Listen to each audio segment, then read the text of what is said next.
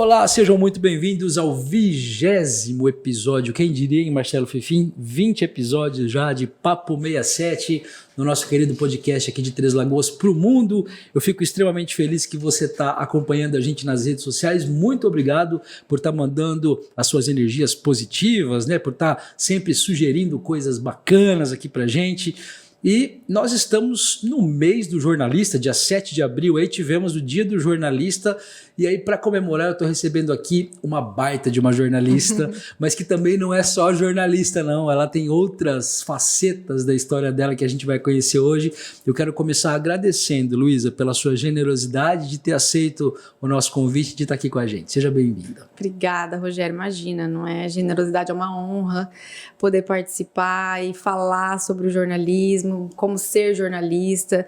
A gente sabe que tem gente que sonha com isso, que tem vontade, e reforçar isso é muito bom, porque eu tô na área e nós estamos na área, a gente pode falar sobre isso. Então, obrigada mesmo pelo convite, é uma honra para mim. E é uma delícia, porque a gente estava conversando um pouquinho aqui nos bastidores, as histórias se confundem, né, Luísa? A gente tem um monte de amigos em comum, a gente tem uma galera aí que a gente já cruzou, e jornalismo é isso, né? Networking. Eu acho que se a gente pode começar esse bate-papo dando uma dica para um jornalista, ou para quem quer ser, ou quem está em busca de ser jornalista, é justamente ter esse cuidado de ter bons contatos, boas amizades, porque isso faz toda a diferença, né? Exatamente. E falando sobre, no bastidor que a gente estava falando de pessoas que a gente se conhece, é começar pelo Fefim, né? Pois é. Foi meu colega de trabalho por muito tempo e tivemos, assim, experiências como profissionais maravilhosos. Posso dizer, assim, que foi uma das melhores fases da minha vida de ter trabalhado com ele. Foi com quem realmente eu aprendi muita coisa aqui em Três Lagoas. E no telejornalismo, eu falo que o cinegrafista e o jornalista, eles são os parceiros mesmo. Se eu não for parceiro dele, que era editor, era cinegrafista, eu seria parceiro de quem, né? Convivia muito com ele. Então, foi uma honra mesmo poder dividir essa experiência profissional que eu tive de uma fase da minha vida com ele. E, com certeza, essa vontade de ser, né? Dar essa dica, assim, para quem quer, é o principal. É sonhar e realizar dentro daquilo que você puder, claro, mas ter essa vontade de ser é principal na hora de escolher ser jornalista. Luísa, mas eu tenho umas perguntas ótimas sobre o Fefim, vou deixar elas para o final. Pode tá? deixar, Vamos falar. Depois você vai me contar todas. Não vou esconder nada. Vamos começar te perguntando o seguinte, tem muita gente que confunde, você não é treslagoense, né? Não sou treslagoense e nem sou aparecidense, porque eu, na verdade, eu fui criada em Aparecida Taboado. Só que eu nasci em São Paulo, capital. Mas eu falo que foi só para nascer mesmo, porque minha vida toda foi em Aparecida Taboado. Eu vivi lá até os 16 anos. Na verdade, meus pais moram ainda lá, eu vou muito para lá, mas até os 16 eu morei lá, né? Fiz escola e tudo mais. E aí eu fui estudar fora, que foi o terceiro ano, fui fazer terceiro ano em São José do Rio Preto.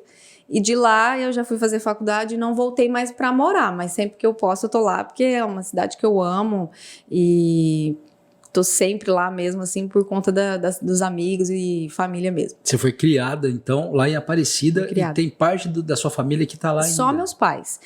Minha família mesmo é de São Paulo. Meu pai e minha mãe que moram em Aparecida, hoje a minha irmã também, que é a minha única irmã, também não mora mais lá.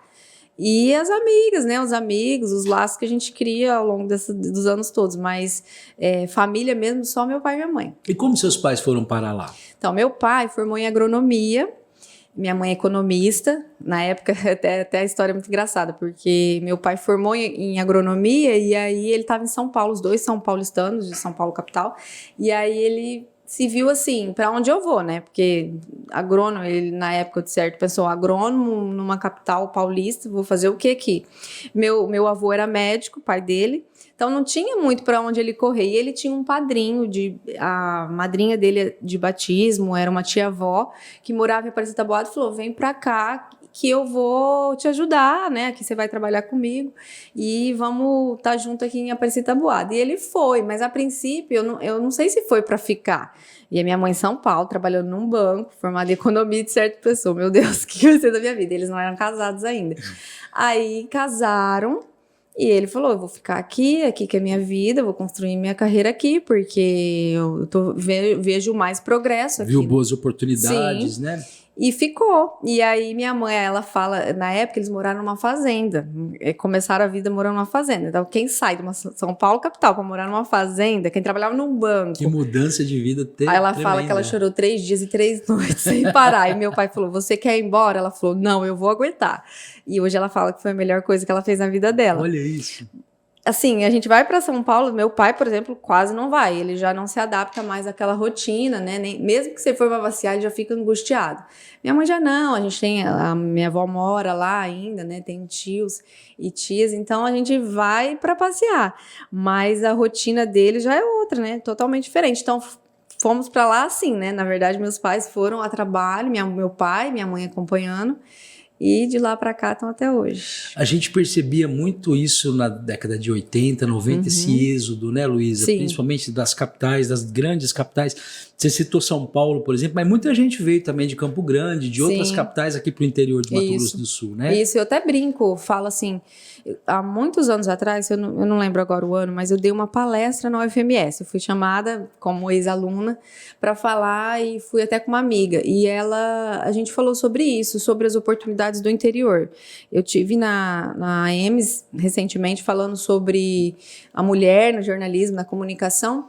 E eu percebo que as pessoas querem formar e ir para os grandes centros, né? Aquele desespero para trabalhar. Eu acho que é um pouco de ideologia, né? A gente idealiza isso. Eu também já pensei assim. Mas eu falo, gente, o interior tem muita oportunidade. E oportunidade, às vezes, até melhor de você construir uma carreira, de você se destacar. Porque, às vezes, você está num grande centro, você é só mais um. E no interior, você é a profissional, você consegue se dedicar, você tem oportunidades de fazer cursos tanto quanto está numa cidade grande, então por que não? Eu sempre reforcei isso, continuo reforçando, tanto do jornalismo, que é a área que eu tenho mais propriedade para falar, mas eu acredito que todas as outras, né? Tem umas que, lógico, tem suas especificidades que eu nem vou entrar no mérito, porque eu não sei. Mas no jornalismo eu vejo muito potencial no interior. A gente já conversou sobre isso até em outras ocasiões e eu concordo totalmente com você. Inclusive que o interior está sedento por bons profissionais, né, Luísa? A gente vê, por exemplo, as oportunidades que vêm surgindo, principalmente para essa área de comunicação e de jornalismo, a procura que se tem por bons profissionais. E eu acho que os jornalistas aí, vamos já aproveitar, né, e dar dicas, né? Já que o nosso tema é jornalismo, não devem deixar passar também as oportunidades para o interior, porque muitas vezes o cara vislumbra só a capital. Ah, eu quero trabalhar em São Paulo, quero trabalhar, né, em Campo Grande ou numa grande cidade, e às vezes a oportunidade está numa cidade média ou numa cidade pequena, e às vezes até com salário melhor do que cidade grande, isso, né? E tanto melhor qualidade de vida ainda. Exatamente. E às vezes o salário é até igual, mas o seu custo é menor, né? Numa cidade menor, onde você tem mais facilidade, que nem você falou, a qualidade de vida de você ir para um lugar. Eu, por exemplo, busco meu filho, levo meu filho e eu tenho com tranquilidade, ainda sobra tempo até para dar um cochilinho na hora do almoço. Então, assim, a qualidade de vida que a gente tem no interior, se comparada a salário e outras coisas, com certeza não perde em nada. Então, eu super valorizo isso, acho que as pessoas precisam repensar nisso, porque também a questão da qualidade de vida, ela tá bem junto à questão financeira. A gente percebe isso ao longo do tempo. Acho que no começo a gente acaba se abrindo mão de algumas coisas, mas depois a gente percebe que isso é muito valoroso na nossa rotina. Bom, você morou em Aparecida até quando?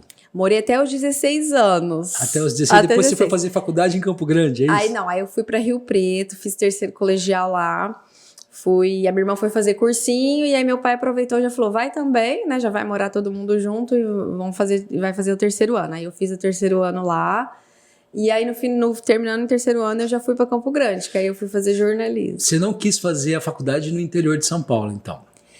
Ou você já pensava que você queria fazer o FMS? Não, eu fiz um monte de inscrição, a louca da inscrição do vestibular, fui fazendo. Fiz inscrição para vestibular de São Paulo, fiz de Minas, e fiz bastante no interior de São Paulo também. Eu não lembro, acho que eu fiz alguma coisa de Ribeirão. Unesp eu prestei. Bauru, que era famosa, né? Não entrei, bem concorrida na época. Até hoje eu não consegui superar. Prestei Mackenzie, eu não passei, fiquei surpresíssima, por duas coisas. Primeiro, porque eu tinha ido bem na prova. Segundo, porque a redação era lápis, aquilo lá me chamou a atenção. Por que a redação é a lápis, né? Que estranho, hoje tudo a caneta, né? Eles nem aceitam. E aí fiz em Campo Grande, mas o fato de eu ir para Campo Grande, que eu falo, né? As nossas vidas, elas acontecem, eu entrego, eu falo, se for para ser, que venha. Eu fui para Campo Grande porque o meu ex-namorado era de lá. Ele nem morava lá, ele fazia faculdade em Minas, mas aí eu falei, acho que fica mais fácil, né, quando for para se encontrar. E eu tinha adorado lá, uma vez eu tinha ido passear e eu falei, nossa, uma cidade boa. Você vê o destino, né? Fiz faculdade lá. Não, eu falo, tudo aconteceu como tinha acontecido. Conheci meu marido lá, ele veio para Três Lagoas, eu vim depois para Três Lagoas, também por esse motivo, fui convidada para vir trabalhar aqui, na época da TV, mas porque ele já morava aqui, será que não compensa você ir para lá? Foi mais ou menos assim, sua família é de lá, seu namorado já tá lá. Então eu falo, eu entrego, eu falo, se for para ser, vamos ser. E encarava essas mudanças, às vezes com medo, mas encarava.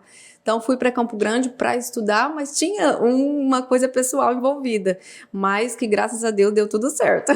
Bom, eu tô lá em Rio Preto, ainda a Luísa tá terminando o cursinho, e aí como é que surgiu essa oportunidade? Então você prestou vestibular e já passou? Foi assim, eu prestei, aí eu não prestei aquele monte de vestibular que eu fiz inscrição, na verdade foram alguns só, até a que eu mais queria, que era Casper Libero em São Paulo, eu não fui prestar, eu li todos os livros de literatura que eles pediram, me dediquei a esse vestibular, não prestei. Não me lembro o motivo, mas não prestei. Aí fui fazer, fiz o vestibular da UFMS e fiz da UCDB, que é a católica de lá, da capital. Aí eu peguei e não entrei na UFMS no primeiro momento, eu fiquei por... Eu fiquei com eu não lembro, mas eram 60 vagas, eu passei em 100, alguma coisa assim, tava em 100. Falei, putz, vou fazer cursinho. Falei, não quero fazer particular. E na época eu tinha entrado no CDB. Aí meu pai falou, não, você vai fazer, você presta o ano que vem, ele falou. Só que aí eu entrei no CDB, eu falei, quer saber? Eu vou terminar aqui mesmo, porque, né, já começou, aí você já faz aquela turma, galera, amigos e tal. Abriu transferência. Falei, vou fazer. Eles abrem quando sobram algumas vagas, né? Eram 8 vagas. E aí eu falei, aí eu não ia fazer. Aí uma amiga que era muito amiga minha, que até hoje nós somos amigas, é a Pilar, que ela inclusive foi Miss Mato Grosso do Sul.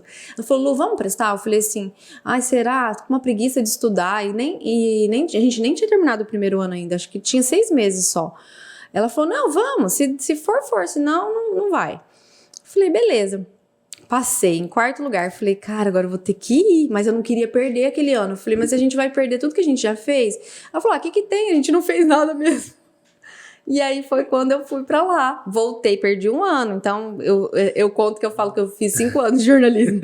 Porque eu tive que voltar um ano. Mas foi a melhor coisa também que eu fiz. Você teve que reiniciar, então, na UFMS no primeiro ano. Tive. E você acredita que eu fui pra UFMS, como ainda eles precisavam avaliar os documentos, eu comecei a assistir aula no 2º ano, porque eles falaram isso, assiste no 2º ano, teórico, na verdade agora que eu tô lembrando, eu já estava terminando o último ano na UCDB, assiste tudo no 2º ano, depois a gente, com certeza vai ficar no 2º ano. Luísa, tem muita gente que tem dúvida, eu inclusive, eu prestei vestibular também, mas fiz faculdade em universidade paga, né?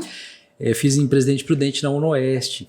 E muita gente fala, poxa, como é que deve se fazer jornalismo numa federal, assim, né? O que você se lembra das histórias da UFMS? Nossa, tem muita diferença. Porque, poxa, uma coisa que a gente estava conversando nos bastidores aqui, era um curso integral. Como é que é fazer jornalismo integral? Então, assim, só voltando para a diferença, quando eu falo tem muita diferença, eu falo na qualidade de laboratório. O que eu tinha de qualidade de laboratório na UCDB, eu não tinha na UFMS. Inclusive, na minha época, o laboratório de TV pegou fogo na UFMS. Verdade. Foi uma coisa terrível. E lá na UCDB era uma... Cara, eles tinham um estúdio. Na época era foto analógica ainda, não era digital. Aqueles laboratórios gigantes. A gente revelava foto, né? Era muito magnífico. Aquilo lá era encantador. E a gente tirava as fotos, ia pro laboratório, revelava as fotos. Aquilo lá era, assim, maravilhoso. E eu na UFMS eu não tinha isso. Inclusive, foi uma matéria que eu eliminei, porque era muito mais completa na UCDB do que na UFMS. Então, eles... não tinha máquina fotográfica, era um brigueiro. Lá não, lá você tinha máquina na hora que você queria. Então, tem sim as suas qualidades e vantagens de estudar numa escola particular, numa faculdade particular. A UFMS, eu falo que a diferença está assim, ó, o professor, ele tá... na particular, parece que eles pegam na sua mão, dão aquele carinho. Na UFMS é assim, meu filho, tá aqui, se quiser, Vai o problema e faz, é teu. né? Então a gente eu aprendi a me virar, eu principalmente, porque eu era muito assim, não é que eu era filhinha de mamãe, mas sabe que você tem tudo na mão? Eu tive que aprender a me virar ali. Foi ali que eu falei, opa, aqui eu sou qualquer uma, Você deixa eu... começou a sentir mesmo a água batendo ali, né? Isso, aí foi a hora que eu peguei jeito pra coisa. Mas diferença, assim, eu acho que tá em nós, né? Tá. No que a gente se Você fez a dedica. faculdade quando, mais ou menos? Em que ano? Eu você entrei em lembra? 2005. 2005. E Me se formei formou em 2009. em 2009. Aquele início dos anos 2000, né? Aquela galera que ainda estava no jornalismo romântico, vamos dizer assim, que é muito diferente do jornalismo de hoje, que está totalmente linkado com as novas tecnologias. A gente ainda sonhava em trabalhar na TV, né, Luísa? Ainda tinha umas coisas assim. Você passou por isso também? Passei. Na época, eu não tenho certeza agora, mas eu acho que o cyberjornalismo estava entrando na grade. A gente não tinha aula sobre internet, sobre o digital. E a gente pedia por isso, porque a gente começou a ver já que já existia, já tinham sites de notícia, né? Inclusive tinham sites assim que a gente pleiteava estágio que eram muito bons, são bons até hoje lá em Campo Grande. E aí começou a entrar na grade de matérias na época. Então, era muito assim, TV, rádio ou impresso. E você vê, o impresso hoje, pelo menos aqui em Três Lagoas, a gente quase não tem mais. Então, é uma realidade totalmente diferente hoje. E era assim, TV, né? Eu entrei assim... Todo mundo queria fazer TV, né? Era impressionante, e assim, você tem muito perfil, a sua carinha, nananana, e a gente começa a construir isso na cabeça. A minha mãe conta que ela falou assim pra mim, que eu falei pra ela, ai mãe, eu vou ficar um tempo na TV, mas se eu não gostar, eu vou sair. Mas hoje eu tenho percepção de que eu fui conduzida a isso, que as pessoas me falavam, você tem perfil, você tem... Hoje eu falo, gente, aquilo não era o meu sonho, talvez. Hoje talvez eu não estaria realizada, talvez estaria até hoje, mas não realizada. Eu tenho essa impressão, não sei. Mas a gente vai chegar nessa coisa da TV. Mas, por exemplo, para o jornalismo, você começou a faculdade querendo muito fazer ou você já tinha outras perspectivas? Eu sempre fui muito artística, assim, sempre gostei de participar de teatro. Eu sempre fui muito pra frente, eu não tinha vergonha de nada, eu gostava de me mostrar. Meu pai falava, você gosta de se mostrar? Eu sempre fui muito assim. E aí eu tinha vontade de ser atriz. E um dia a gente tem um familiar, não temos muita proximidade, mas ele é filho de um primo do meu pai. Ele estava chegando no Brasil, ele estava morando fora do país, no Canadá, e ele estava chegando no Brasil. E ele era cantor, músico lá, e ele é muito bonito, assim, ele foi apresentador de um programa da Disney Channel na época. E ele conversou comigo, eu tinha 13 anos, ele falou assim pra mim, não faz jornalismo não, naquela época eu já queria fazer jornalismo, queria fazer alguma coisa ligada a isso. Ele falou assim, não faz artes cênicas não, ele falou assim, faz jornalismo, que é uma área que pode te levar para o que você quer, mas também vai te dar mais opção. E aí eu comecei a pesquisar sobre jornalismo, o que era o jornalismo, o que fazia e o que eu poderia ser também com o jornalismo. E eu descobri que eu gostava muito de escrever, que aí eu comecei a ter matérias relacionadas a isso, que eu poderia me identificar, que foi a redação, que eu amava fazer redação, eu tirava notão nas redações da escola. Eu falei, gente, eu acho que é isso então, porque eu acho que... Você é mal em matemática? Péssima, sou péssima até hoje, eu não sei fazer conta de troco. Será que é mal de jornalista? Eu acho que de jornalista e pessoal de humanas, né? Sou péssima, eu sou zoada até hoje pelas minhas amigas, que eu fico assim, sabe, carregando. Sou péssima pra conta. O povo passa a perna em mim, se deixar.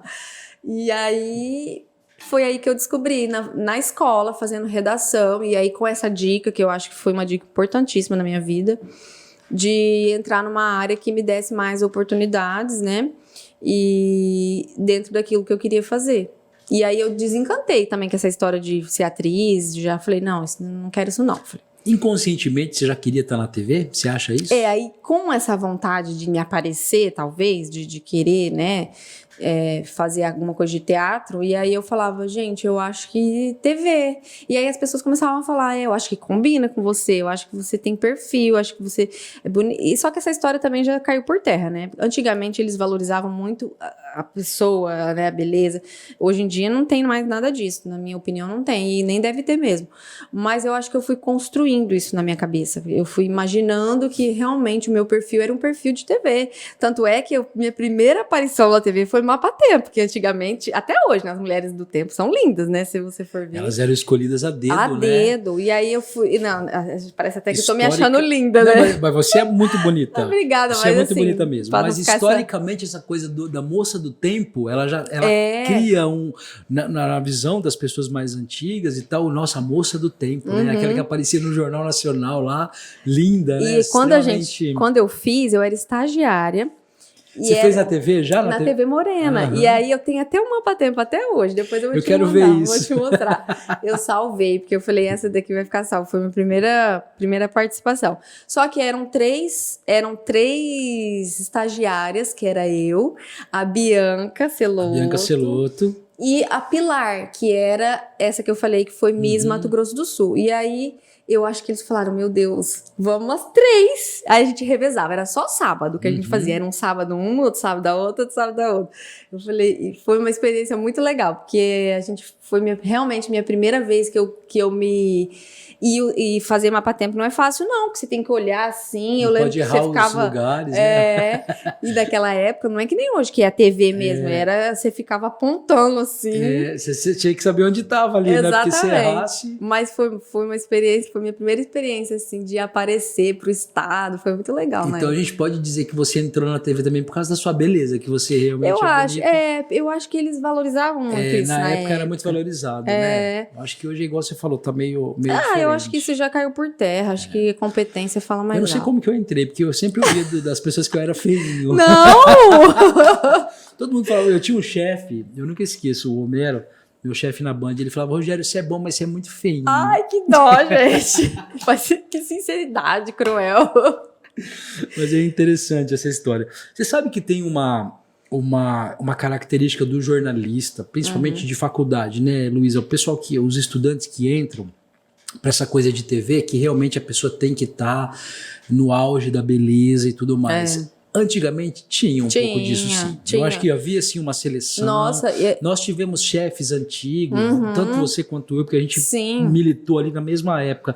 E a gente ouvia muito isso, assim, nos bastidores, né? Aquele cara não fotografa bem, aquele cara não fica legal no vídeo. Era uma forma de um preconceito. Isso que eu ia falar, né? agora. Absurdo, que às vezes o cara era um puta de um repórter excelente, excepcional, tinha um texto ótimo, uma dicção boa, mas porque ele não estava nos padrões que eram exigidos para a época, ele acabava ficando de fora. Não é errado isso? Você não acha um preconceito absurdo? Eu vou te contar uma história que anda meio próximo a isso. Primeiro, essa questão da beleza, isso aí tanto é que eu era ruim de ver, porque às vezes as pessoas que vão falar que não eram tão belas ao vídeo, elas ficavam de fora dos projetos. E eu acho péssimo isso, justamente porque às vezes era uma pessoa, né, a gente às vezes não me aprofundava, mas eram excelentes profissionais que estavam ali competindo no mesmo nível, né? E eram excluídos por isso. E eu sentia muito assim, eu tive uma experiência de um dia que eu era, assim, nova demais. Naquela época, assim, a gente estava até conversando sobre esse vestibular. Eu me formei com 21 anos, então, né, muito nova. E eu devia ter, na época, uns 19, 20, eu não lembro. E aí eu fui para uma reunião de pauta e a gente estava... os estagiários que participavam, tinha o pessoal da produção de reportagem. E eu sempre fui assim... Meus pais, eles, graças a Deus, que eles puderam dar para mim, eles me proporcionaram. E eu sou muito grata a isso. Eles não me mimaram. Meu pai, ele sempre me ensinou a pescar. Mas aquilo que estava ao alcance dele, ele fazia. Então, eu tinha um carro. Que naquela época, os meus amigos não tinham. Eu tinha um carro que eu ia pra faculdade, me virava. E ele... tinha um chefe que ele não suportava. Ele não me suportava. Eu não sei porquê. Ele não ia com a minha cara. E aí, um dia, ele virou e falou assim... numa mesa, assim, de reunião de pauta, ele falou assim, eu não sei por que gente rica olhou pra mim, faz jornalismo. Eu falei, mas eu não sou rica? Ele falou assim, mas você tem um carro pra... Eu falei, mas meu pai que me deu, eu não sou eu vou ser rica, eu falei pra ele, ainda não sou. E eu senti um preconceito naquilo ali, por que por meu pai me deu um carro, eu não posso ser jornalista? Tinha uma galera militante absurda, né? Então assim, e outra coisa, que o jornalista é tudo, sabe, aquele jeitão largado, gente. Maconheiro. Já chegava com esse estigma, assim, já olhava a gente torto. E olha, eu vou falar, eu sou muito grata aos meus pais, porque meu pai, ele era assim, ó, meu irmão fez medicina, eu fiz jornalismo, ele falava assim, essa daqui é minha filha que faz medicina, e essa é minha filha que faz jornalismo. Ele Ainda bem que ele não falava, essa daqui é minha filha que vai ser rica, e essa daqui que vai ser pobre, sofrida. Né? Não, mas ele me apresentava de igual, assim, essa minha filha faz jornalismo, ela faz, ele falava muito assim, na época, estagiar na TV Morena, que eu sou muito grata também, por isso foi minha escola de experiência técnica, eu consegui sozinha aquilo. Eu enviei meu currículo, eu fui chamada. Você estava em que ano na faculdade, quando você começou o estágio? Eu estava no 3º ano. Então, eu que fiz tudo sozinha. Ninguém falou, olha, eu tenho uma filha, olha, eu tenho uma conhecida. Não. E aí, ele se orgulhava muito disso. Você cavou essa vaga, né? Eu cavei. Eu tinha um amigo que estava lá. Como que você fez? Me fala que eu quero fazer. Quem que era o amigo? É o Átila que hoje é o do Globo Átila Esporte. Eugênio. Exatamente. E a gente estudou junto no CDB.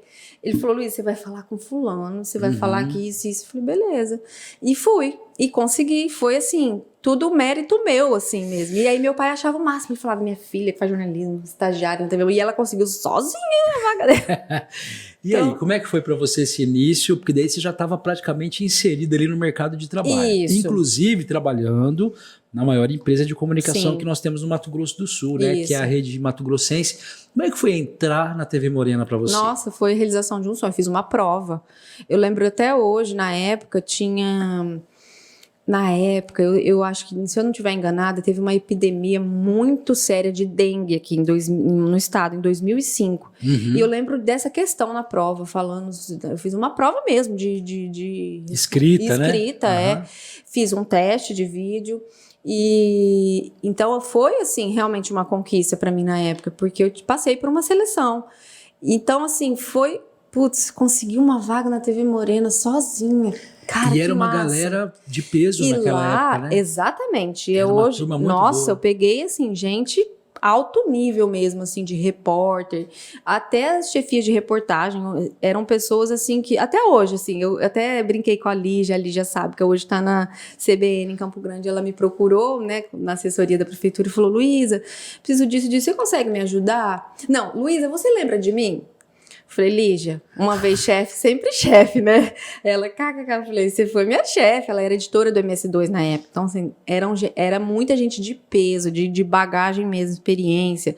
Lucimar Lescano, que eu falo, gente, ela foi minha professora. Aquela lá ela era crica, mas foi com ela que eu aprendi a fazer jornalismo, de verdade. Porque ela era, não tá bom, vai procurar outra pessoa, porque essa pessoa não serve pra dar entrevista. Na época, o Evandro, ele penava com ela, mas ela adorava ele, porque ela gostava de instigar e ela via que nele conseguia. Ai, eu já desesperava, já falava, meu Deus do céu, hoje que eu não vou embora daqui.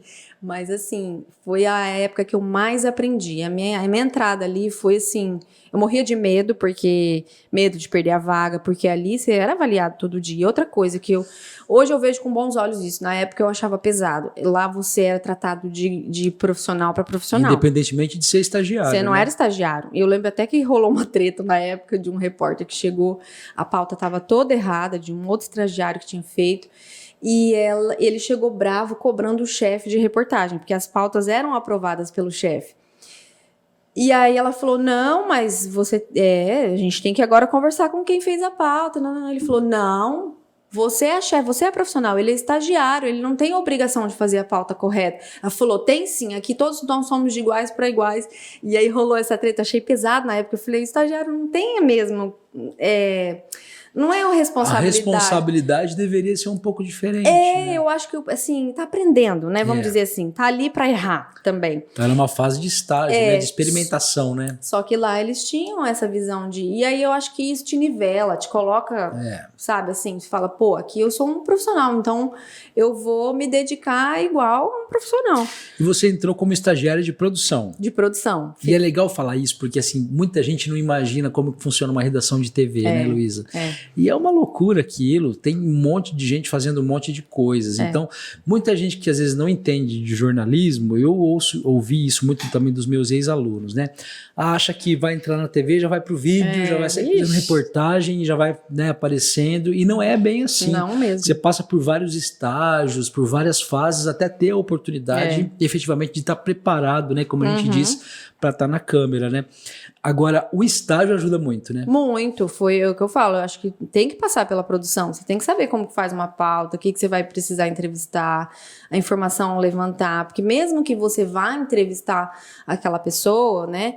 Você tem que extrair dela. Eu sempre fazia isso, assim, de ligar para o entrevistado e falar, olha, então a abordagem vai ser essa. Você coletar aquela informação antes para não chegar também a pegar o cara desprevenido, porque a pessoa também quer dar uma boa entrevista, quer se preparar para isso. Então, eles ensinam a gente a fazer assim. Foi assim que eu aprendi. Tanto é que quando eu me formei, eu fui contratada para ser produtora. Eu não fui repórter de primeira, era a vaga que tinha. Era uma vaga em Dourados para produtora. Ai... E aí você foi entrar numa outra... E aí você foi para Dourados? Fui para Dourados, o salário era péssimo, eu chorei. Meu pai falou... Aí eu falei, pai, não estudei 4 anos para ganhar só isso. Meu pai falou, você vai. Ele falou, é a sua oportunidade, é a oportunidade que você tem. Você não quer trabalhar na TV? Então você vai. A gente vai te ajudar da forma que for. E fui, e novamente, repito, foi a melhor coisa que eu fiz. Porque mesmo não sendo um salário bom, não era mesmo... acho que nem é ético eu falar, mas era a minha oportunidade. Talvez eles estavam até me testando. Hoje eu enxergo assim, tá me testando, porque para ver até onde eu vou. Você já entrou como profissional ali. Como profissional. Né? Você foi para ser produtora mesmo. Produtora. Aí eu fazia a apresentação do MS2. Aí me colocaram na apresentação. Então eu produzia pauta e à noite eu fazia a apresentação do jornal.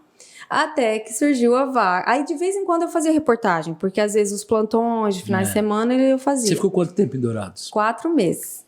Aí vim para Três Lagoas. Transferida. Vim primeiro para cumprir 15 dias de atestado da repórter que estava aqui. Fiquei 15 dias. Aí, quando estava no dia que eu ia embora, meu ex-chefe, que eu falo, eu adoro ele até hoje também, o Tonhão, falou, Luísa, pode vir, mas eu tô achando que você vai voltar. Pode voltar, mas eu tô achando que você vai voltar. Eu falei, ai meu Deus, eu já fazia 4 meses que eu tava lá só, com casa alugada, né? Minha mãe, coitada, minha mãe fala, minha vida foi fazer mudança com as meninas. Vai pra Rio Preto, vai pra Campo Grande. A minha irmã também. Quando terminava uma mudança, começava outra, né? E a minha Essa mudança de pra Dourados foi viu? uma loucura, porque a gente entrou na casa, não tinha água, não tinha energia. Eu falo, que ela encostou no cabo de vassoura e ela chorava.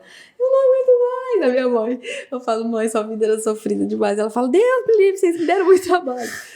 E aí eu fiquei já pensando, meu Deus, vou de Dourados para Três Lagoas, é longe, né? Mas foi você que quis vir para Três Lagoas então, ou surgiu a vaga? Tinha a vaga. Você queria muito trabalhar com o Fefim, fala a verdade. Na época o Fefim não tava. Se ele tivesse, eu falo que eu estaria até hoje na TV.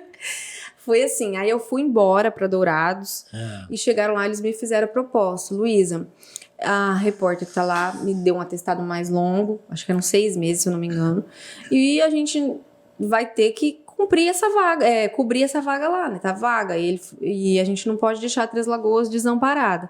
Você não tem interesse de ir lá, sua família é de lá, da região, seu namorado... Aí começam os argumentos. Aí começa a te convencer. Seu namorado, na época, meu namorado, hoje meu marido, já estava, ele era concursado, a Polícia Civil, ele já estava aqui, lotado aqui. Ele já trabalhava aqui? Já trabalhava aqui há 8 meses, ele já estava aqui. Poxa vida. Aí eu falei, será? Eu tinha uma certa preocupação. A proposta era boa e era ruim. Era boa porque o salário era melhor, que aí eu vinha como repórter. E tinha já os benefícios a mais, porque eu desenvolvia funções a mais. Mas, ao mesmo tempo, era uma cidade que se afastava da capital, aí vinha aquela coisa, se afastava da capital, que tinha uma estrutura menor, porque hoje faz ao vivo aqui, mas na época não fazia. Eu falava, eu não vou me desenvolver nisso, né? E até hoje eu tenho dificuldade para fazer ao vivo, porque eu não sou boa no improviso, então eu queria treinar aquilo lá. Falava, e agora? É bom e é ruim? Mas eu vou. Eu sempre fui assim, né? Eu sempre pensava positivo. Não, mas eu fico um tempo, depois eu vou embora, né? Eu dou um jeito de conseguir uma transferência e tal. E vim. encarei assim, eu adorava aqui. No começo, nossa, eu acho que eu deixava o cinegrafista louco. Eu inventava a pauta até da árvore que nascia. Eu falava, não, a gente tem que fazer alguma coisa, porque a gente tinha meta também.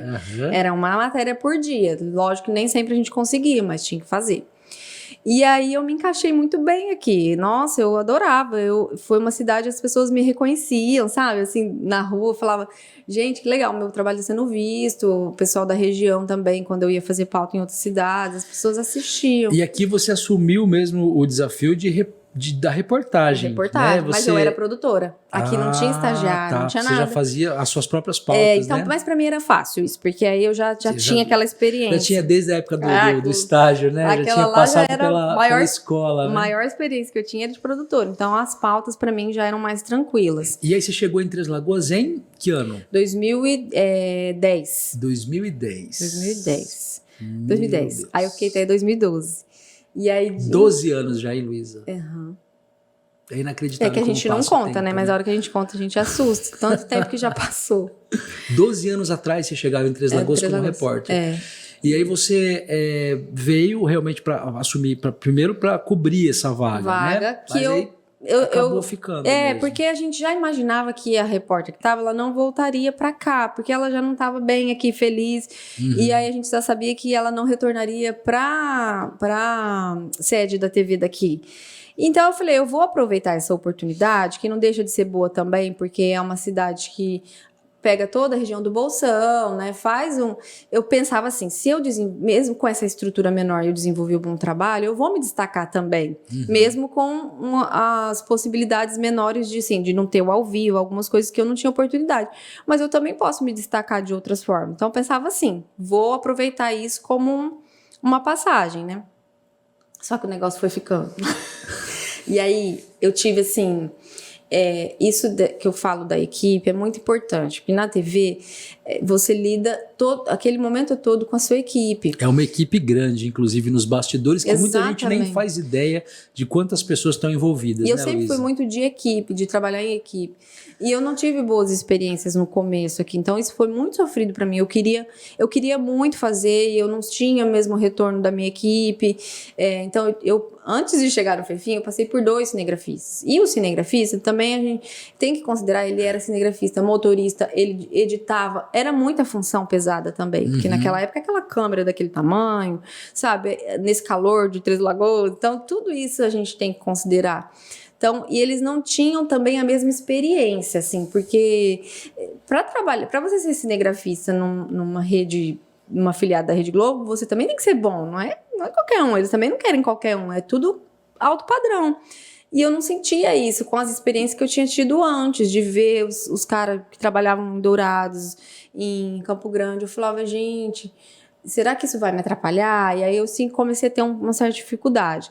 Eu não lembro quando o Fefim entrou. Você lembra quando foi, Fefim? Assim, que faltou quanto tempo eu saí? 1 ano? A gente ficou... Então eu fiquei 2 anos e meio na TV aqui. 1 ano e meio eu fiquei capengando praticamente com 2 lá. Eu não lembro se foi 2 ou mais de 1, mas o que eu lembro foram 2. E aí o Fefim entrou. Foi quando realmente o meu trabalho foi. Que andou, a gente era muito parceiro, a gente saía assim, até segredinho, assim, né? Porque a TV Morena não escute a gente. Mas chegava na quinta-feira e falava, enfim, vamos adiantar a pauta de sexta, porque aí a gente só chega amanhã, só edita, já... Bora. Aí eu e o Fefim já caía pra rua, fazia as pautas de sexta-feira pra gente ficar mais tranquilo na sexta, só fazer edição. Mas aí a gente só se ferrava, porque aí chegava na sexta, acontecia um factual. Vai os 2 trabalhar. Mas quando vocês achavam que vocês iam terminar o dia, que vocês iam tomar um café na padaria, caía um caminhão lá e vocês tinham que fazer. Eu não sei se era o Fefim que estava comigo uma vez, a gente estava lá em Aparecida, eu não lembro. E aí a gente foi para fazer uma pauta e a gente foi comer. Já era assim, noite já, a gente ia voltar à noite. Eu vi um carro da polícia passando, não lembro se era você. Acho que era o Gesiel, não lembro. Aí eu falei assim, a minha mãe até falou, vou jantar com vocês. A gente foi no espetinho, tava comendo espetinho, passou um carro da polícia. E a gente podia vir embora, fecha os olhos, não vai fazer essa matéria, pelo amor de Deus, você tá indo embora para Três Lagoas, já era noite. Olhei e falei, vamos pra delegacia, deu algum BO. Aí tinha prendido um traficante lá, eu era assim, sabe? Eu gostava muito, amava o que eu fazia Era na época. instigada mesmo, né? Aos fatos ali, né? Exatamente, eu ficava coçando. Eu acho que essa é a grande essência do jornalista. É. E jornalista de TV, principalmente, né, Luísa? Porque tem essa coisa do imediatismo. Uhum. A TV, ela é um produto do rádio, né? É, Ela traz com muito imagem. dessa coisa do imediatismo com imagem. é. Então, eu acho que tá antenado. Essa também é uma importante dica aí pra galera que tá ainda em busca da profissão. TV tem que curtir realmente Tem. essa coisa do factual, de estar sempre antenado com o que É. tá acontecendo na hora. Não ter O fato na preguiça, hora, né? É. Não ter preguiça. Você sabe uma vez que eu tô lembrando, você tá falando disso, tô lembrando daquele temporal. Não sei se você tava aqui na Eu não tava, mas a história é Você famosíssima, sabe, né? Muito fácil. Você chegou a cobrir isso? Foi em 2010. Aquele temporal, eu juro por Deus, eu acho que eu falei, gente, pelo amor de Deus, eu preciso dormir. Eu acordei com uma ligação da menina que trabalhava no financeiro da TV e falou, Luísa, você viu o que aconteceu? Eu tava onde eu morava ali na Jardim Mercante. Não tinha Não passado tinha passado muito com tanta forte. força, então eu não vi. E naquela época não é igual hoje, tinha o WhatsApp, que você olhava e você já recebia. Não tinha, eu só recebi uma ligação dela, já tava quase terminando de me arrumar pra ir pra TV. Ela falou assim, vem embora, porque a cidade tá devastada. Eu falei, mas o que aconteceu? Ela falou, você não viu aquele vento? Eu falei, vi, mas eu não tinha noção que tinha acontecido. Ela falou, Luísa, deu um vendaval noite passada? Ela falou, mas teve lugares que, assim, devastou. Aqui na Lagoa tá uma tristeza, né? Caiu o ginásio, um monte de árvore derrubada, caiu. Aí entrei. Eu lembro que foi uma matéria atrás da outra naquela época, não tinha ao vivo, então era boletim, era toda hora. Assim. Você tinha que estar gravando o tempo todo e mandando isso lá para Campo Grande. Isso. E naquela época, eu não posso estar falando você, era FTP, o que era que a gente mandava? Não lembro. Devia ser. Acho que o Fefim não tava naquela época comigo, né? Mas eu acho que nessa que esse dia. Mas era tudo com FTP. Sistema de envio, né? Eu só lembro que eu tava indo embora pra casa, acho que era umas 8 horas da noite. Me liga o editor-chefe do Bom Dia, MS. O que você tem pro Bom Dia de amanhã, do Vendaval? Falei, nada. Ele falou assim, como assim? Falei, ninguém me solicitou nada, eu fiquei o dia inteiro cobrindo todos os jornais aqui, nem pensei, desculpa. Ele falou assim, não, inadmissível. Ele falou, pode arrumar uma pauta pra mim, pra me mandar. Cara, eu lembro que aquele dia eu respirei fundo pra não xingar. Eu tava no meu primeiro ano, né, aqui, né? Foi em 2010, então eu vim em 2010, no começo do ano. Falei, não vou. Você já tinha mandado 297 matérias. Tipo isso. E aí ainda aí eu falei, mais uma. Só que o Bom Dia, ele tem um perfil de economia. Então tinha que ser alguma coisa ligada ao vendaval com economia. Aí eu falei, vamos dar uma volta aí, ver o que tá acontecendo. Aí cheguei, é o que eu falo, Deus encaminha, né?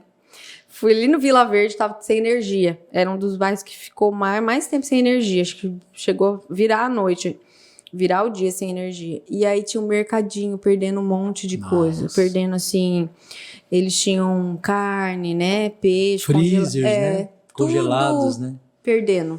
Falei, economia, né? Tá gerando prejuízo. E tinha um carro do pessoal tentando... Eu lembro que eu gravei a passagem com o farol da caminhonete do pessoal da Electro, que estava mexendo na energia, mais o farol do carro, e falei sobre isso, o pessoal que estava sem energia, os mercados que estavam... Perdendo produtos ali. Então foi assim, foi um dia desgastante, mas produtivo, de certa forma. Eu adorava o factual, a bem da verdade que eu adorava o factual, porque factual era assim, né? Acabou. Fez o factual, acabou. É uma delícia quando acaba, né? A gente comemora quando acaba, Quando né? acaba, porque você sabe que vai começar, mas você nunca sabe quando que vai terminar, né? Principalmente. Tem os desdobramentos, né? E você trabalhou nessa matéria há bastante tempo, então. Trabalhei. Depois ainda teve muitos desdobramentos, muito, porque né? aí decretou situação de calamidade. Aí... E foi feio mesmo, foi. Luísa? A cidade realmente ficou devastada mesmo? Não, devastada.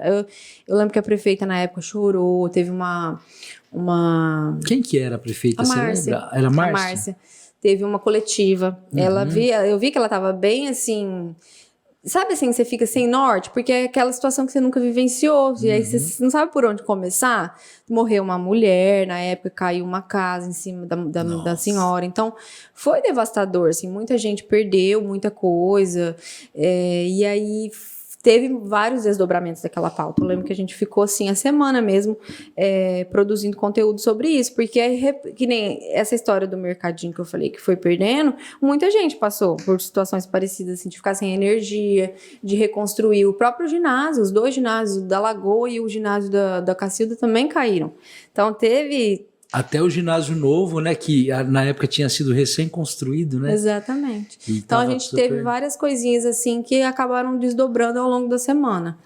Luísa, é uma pergunta, até uma curiosidade também que eu tenho em relação ao seu trabalho na TV. Você ficava muito nervosa quando às vezes tinha alguma pauta nacional? Já te foi solicitado para você produzir alguma coisa? Tem uma pauta. Como é que foi para você cobrir uma reportagem nacional? Você chegou a cobrir alguma coisa? Cheguei. Teve, mas assim, normalmente a passagem não era nossa, né? A gente fazia toda a reportagem, todas as entrevistas, mas a passagem...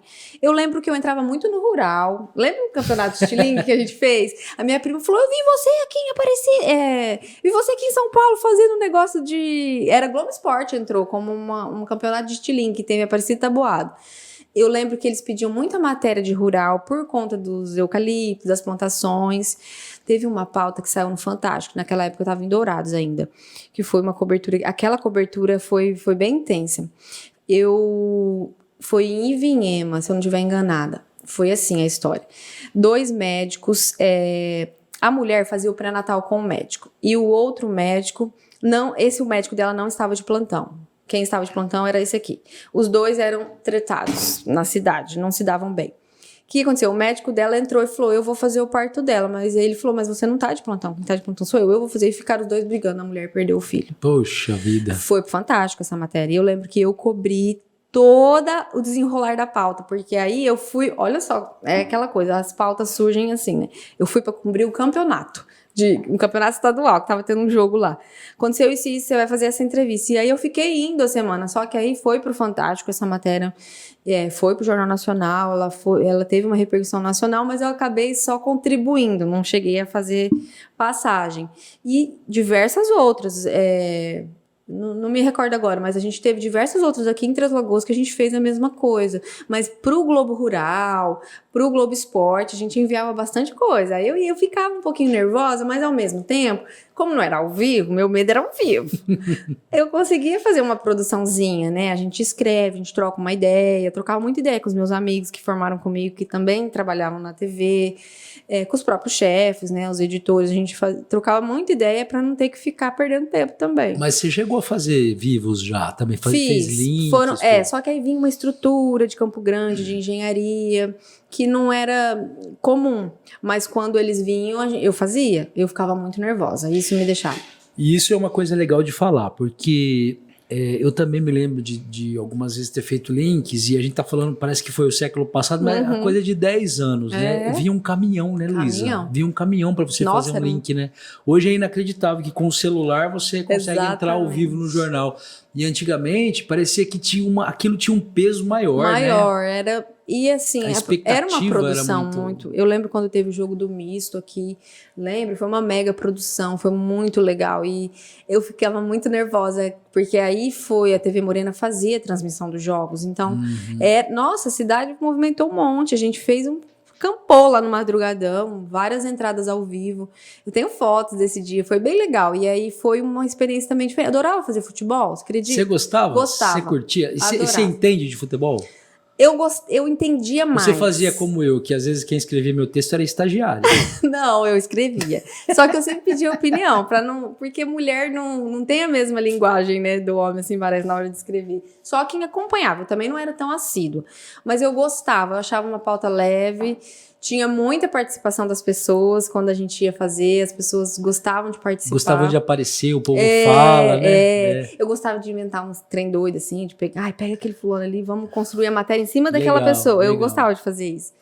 E aí eu gostava muito de cobrir o esporte, eu achava muito legal. O futebol eu cobri muito aqui em Três Lagoas. Né? Ouvindo você falar, dá a impressão de que você era uma repórter muito criativa, né? De onde você tirava essa criatividade? Assim? Você se inspirava em alguém? Como é que era o seu processo criativo? Eu não tinha uma pessoa assim que eu falava... Você se inspirava?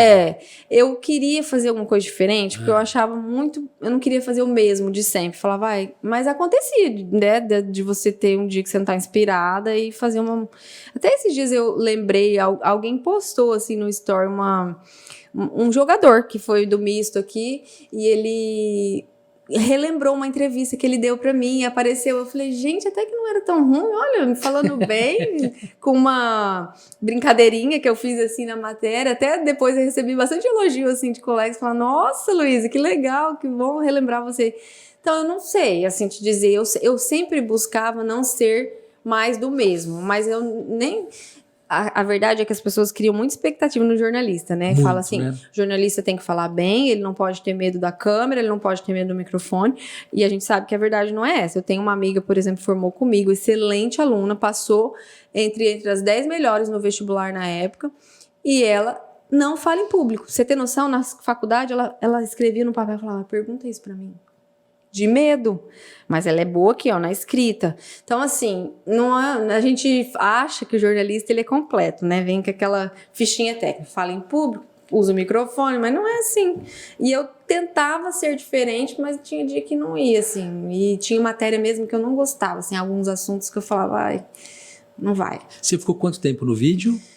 No vídeo, eu fiquei 2 anos e meio, na TV. E nesse período, qual foi a reportagem ou quais foram, assim, que é aquela que você vai morrer e não vai esquecer? Tem uma que é marcante pra mim, que foi uma que tem várias, na verdade, mas tem uma que eu falo assim que hoje como eu tenho um filho, a lembrança dela é muito mais forte. Teve um menininho, a mulher, essa matéria também saiu no Nacional, mas eu não lembro em qual jornal foi. Acho que foi no Bom Dia Brasil.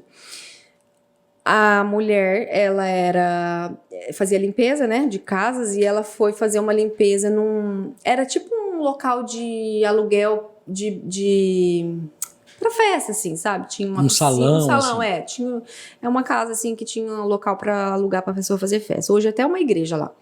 E aí, ela tava fazendo limpeza, e aí ela levou os filhos juntos. Num descuido, o menininho dela de 2 anos, que é a idade do meu filho hoje, caiu na piscina e ela não viu.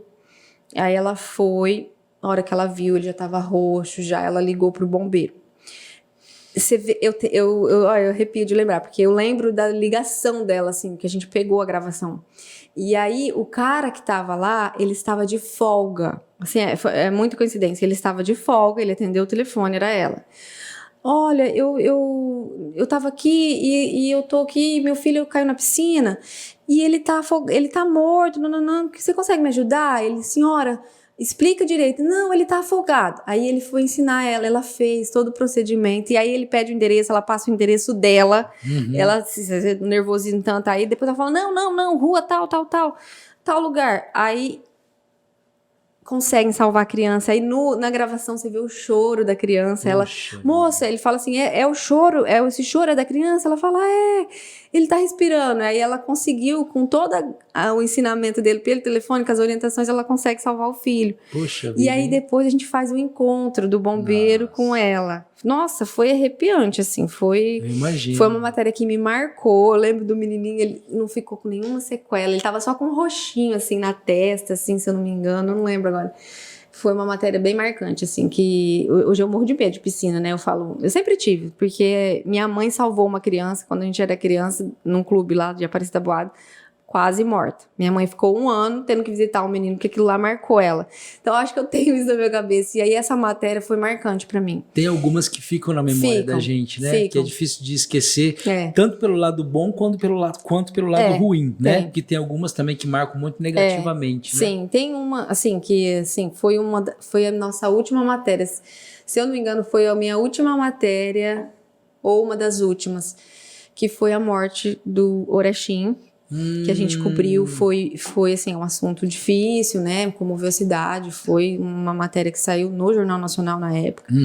E pela importância dele no país. E foi uma matéria que eu e o Fefim fomos a fundo. A gente insistiu, porque no dia do acidente, a gente foi até lá, um local de difícil acesso. Foi um acidente? Foi um acidente de avião. De avião, né? De avião.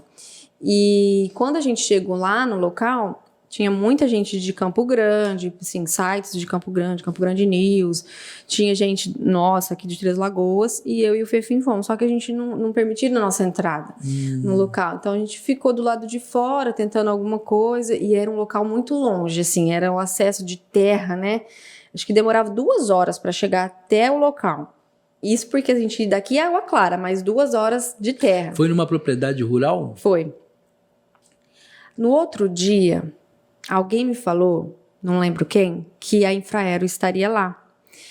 ANAC, não sei, posso estar confundindo.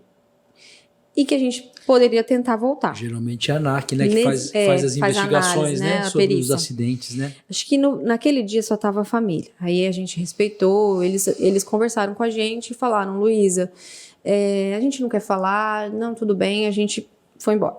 No outro dia, ninguém voltaria, porque o acesso é muito difícil. Mas aí eu falei, Fifi, era um domingo, eu falei, vamos voltar? O Fifinho, coitado, ele sempre foi muito... bora, então bora, fomos nós dois. E aí a gente conseguiu entrar. E aí eu já estava de aviso prévio da TV. Puxa vida, por isso que eu falo, foi uma das minhas últimas matérias. E aí a gente conseguiu fazer imagem, mesmo eles não permitindo que a gente chegasse perto. O Fefinho, eu lembro que ficou com a câmera embaixo de uma árvore, assim, de longe, eles trabalhando. Coletamos entrevista com o pessoal e fomos embora. Aí eu lembro que no outro dia meu chefe falou, foi uma das suas melhores coberturas, ele falou. E assim, melhores coberturas no sentido técnico, né? Sim, obviamente sim. que a notícia seria péssima, mas no sentido da gente ter conseguido. Você entregou um material completo, né? Isso, Aquilo porque que na era TV um a gente assunto... chama de assunto completo. Na época, assim, eu tenho amizade com a família, sabe? Eu não queria insistir naquilo, me fazia mal também. Um momento de muita dor, de dor, né? e por conhecer muitas as netas, assim, eu tava pegando mal pra mim também, mas eu também tinha minha cobrança profissional, né? Meus chefes estavam me cobrando, então eu precisava insistir naquilo. E aí a gente conseguiu, e aí eu lembro que foi uma matéria assim que me marcou também pela importância, né, na época do fato, foi um acidente sério, né? Muito vulto, de aviação, né? E aí... Como um acidente de avião marca a gente, né? Eu me lembro também de um acidente que eu cobri em Bauru, que se eu fechar o olho eu lembro do cheiro. Sério? Por incrível que pareça, eu me lembro de ter chegado pouco tempo depois que tinha acontecido, e eu entrei ao vivo na época, eu estava na Record, e a gente tinha Record News, né? A Record News estava começando, e aí eu lembro das pessoas gritando no meu ouvido, os editores de São Paulo, para eu poder passar a informação, e eu só me lembro do escuro e do cheiro, porque o cheiro é um cheiro característico, né? Aquele cheiro de querosene misturado com morte. É verdade. É uma coisa muito, muito tensa. Luísa, mas aí chegou num ponto que eu acho que é nevrálgico também para nossa conversa. Por que desse aviso prévio? Você era uma excelente repórter. Excelente repórter. Então. E eu já tive a oportunidade de ver alguns vídeos seus. Me chama muita atenção isso, assim. Você ia muito bem na sua carreira. Por que você falou, não quero mais, não dá mais? Porque o meu reloginho falou, você não está feliz. Eu acredito, hoje eu tenho convicção de que realmente eu era boa naquilo que eu fazia. Eu não tinha essa autoconfiança na época. Talvez porque algumas pessoas não me deixavam ter. Sabe quando você é podada? Sim. Eu queria ir embora. Gente da própria emissora. Isso, assim, eu queria ir embora pra capital. Porque na época, o meu marido, ele, que era meu namorado, ele queria voltar pra Campo Grande. Que a família dele, os pais dele moravam lá. Tem família aqui, ele nasceu aqui, mas ele tinha vontade de voltar pra lá.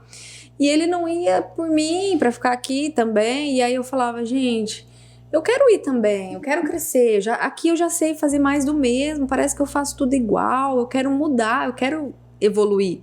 E eu percebi que eu não conseguia aqui, né? Sabe quando você chega já no automático, você já faz aquilo lá no automático? Sim. E aí eu comecei a ter algumas oportunidades de ir pra lá, de ficar... Vem aqui, você vai ficar uma semana aqui. Só que aquilo não passava disso. Eu falava, gente, será que estão me enganando? E eu comecei a me sentir assim, enganada, assim. Tipo, será que estão me esquecendo? Será que não estão me valorizando? Você queria tanto essa oportunidade, né? Desde quando você tinha saído de lá pela primeira vez. Sim, né? E aí eu vim com essa intenção de por um tempo. Passar um estágio aqui, mas depois, obviamente, voltar pra lá. E aí eu sentia que isso não estava evoluindo. E aí começou a me fazer mal, de saúde mental mesmo, assim. De falar, olha, até isso é marcante pra mim, que eu falo. O dia que eu falei que eu realmente estava ficando doente, foi o dia que eu falei... Eu comecei a ficar descontente de trabalhar. E aí um dia eu falei assim, tomara que eu bata o carro pra não ter que chegar no trabalho. Poxa vida. Falei, isso é sério? Muito, né? E eu quero bater o carro pra não chegar no trabalho, colocar minha vida em risco, né? Aí eu falei, não, eu acho que eu tô ficando doente. Realmente isso não tá me fazendo bem, não tô feliz no que eu tô fazendo. E aí foi quando a minha mãe que falou, não, não tá legal. Aí, sabe quando você precisa de ouvir do seu pai, de sua mãe? Sai, porque isso não tá legal pra você. E, na verdade, meus pais sempre foram participativos nas minhas decisões. E aí, eu queria o aval deles. Eu sentia isso, assim. E aí, minha família me deu o maior apoio. Meu pai, que era o maior encantado. Sonhava tanto com você na TV. Ele falou, não, filha, pelo amor de Deus, sai. Oportunidade você vai ter em outros locais e você é uma pessoa trabalhadora, isso não vai ser um problema. Foi quando eu falei, não, então eu vou sair. Aí eu fui, conversei com eles entenderam foram assim bem... Você já tinha um plano B? Tinha. Na verdade, o plano B, que eu tinha um plano B e o plano C, que hoje é o plano B, que hoje virou o principal. Você tinha o plano G, no caso, Tipo o plano guerreiro? Não, já a história foi assim, eu tinha... Naquela época estava começando uma eleição municipal. Na verdade, isso era zero vontade. Eu falei, eu estava montando uma empresa de comunicação junto com uma amiga minha que formou comigo, que mexia com blog e rede social, quando estava começando a rede social. Empresa de assessoria? Era de rede social. Instagram, Facebook, fazer postagem, tirar foto. E ela falou, Luiz, eu tô fazendo isso, tá dando muito certo. Vamos montar uma empresa, vamos fazer isso juntos? Eu aqui em Campo Grande, você em Três Lagoas. Eu falei, bora. Ela veio pra cá, a gente visitou o comércio, fomos conseguir uma cliente. Eu falei, vou começar a fazer, só que isso não vai me garantir muito tempo. Eleição. Acho que o Fefim lembra disso. Fefim, o que você acha de eu me dispor a trabalhar nessa eleição? Fefim, eu acho que é uma boa, Luísa. Tenta, né? O não você já tem. Falei, beleza. Na época eu fui falar com o pessoal da Márcia, que na época ela era candidata à reeleição. Falei, eu vou conversar com ela, porque a minha intenção não era ficar realmente, era trabalhar na eleição. Campanha, né? Fazer um dinheirinho ali e acabou. Trabalhar na campanha. Aí conversei, me enrolaram, e participa daqui, participa dali, e nada de nada. E foi passando o tempo. Falei, quer saber? Larga a mão, não é pra si. Fazia direito já. Já tava no meu primeiro ano de direito na EMS. Conversando com uma colega de sala, você tá saindo da TV, Luísa? Eu falei, eu tô. Não quero mais, já decidi e tal. Tá, mas o que você vai fazer? Eu falei, vou fazer isso, isso e isso. Mas você não vai fazer nada agora? Você tá disponível? Eu falei assim, tô, por quê? Ela falou assim, o meu marido é coordenador de campanha do Guerreiro. Eles estão precisando de uma jornalista. Você não tem interesse? E na época ele era candidato... Oposição à Márcia. Candidato a prefeito. A prefeito. Ele era vereador e candidato a prefeito. Falei, Guerreiro, já conhecia, né? Ele já usava o chapéu? Já. Falei, será, meu Deus? Eu falo pra ele, tinha um preconceitozinho. Falei, sei lá. Falei, eu não ia falar não pra ela e nem os motivos do não. Falei, não, vamos conversar de repente. Só que eu tinha um receio, não é nem por ele, era porque eu já tava dialogando.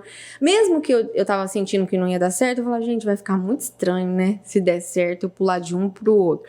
E eu sabia que ia dar certo com o Guerreiro. Eu falava assim, eu acabei de sair da TV Morena, você acha que ele não vai querer? Quer queira, quer não. Uma imagem forte, né? De uma repórter, de uma filiada. Você tava ainda extremamente...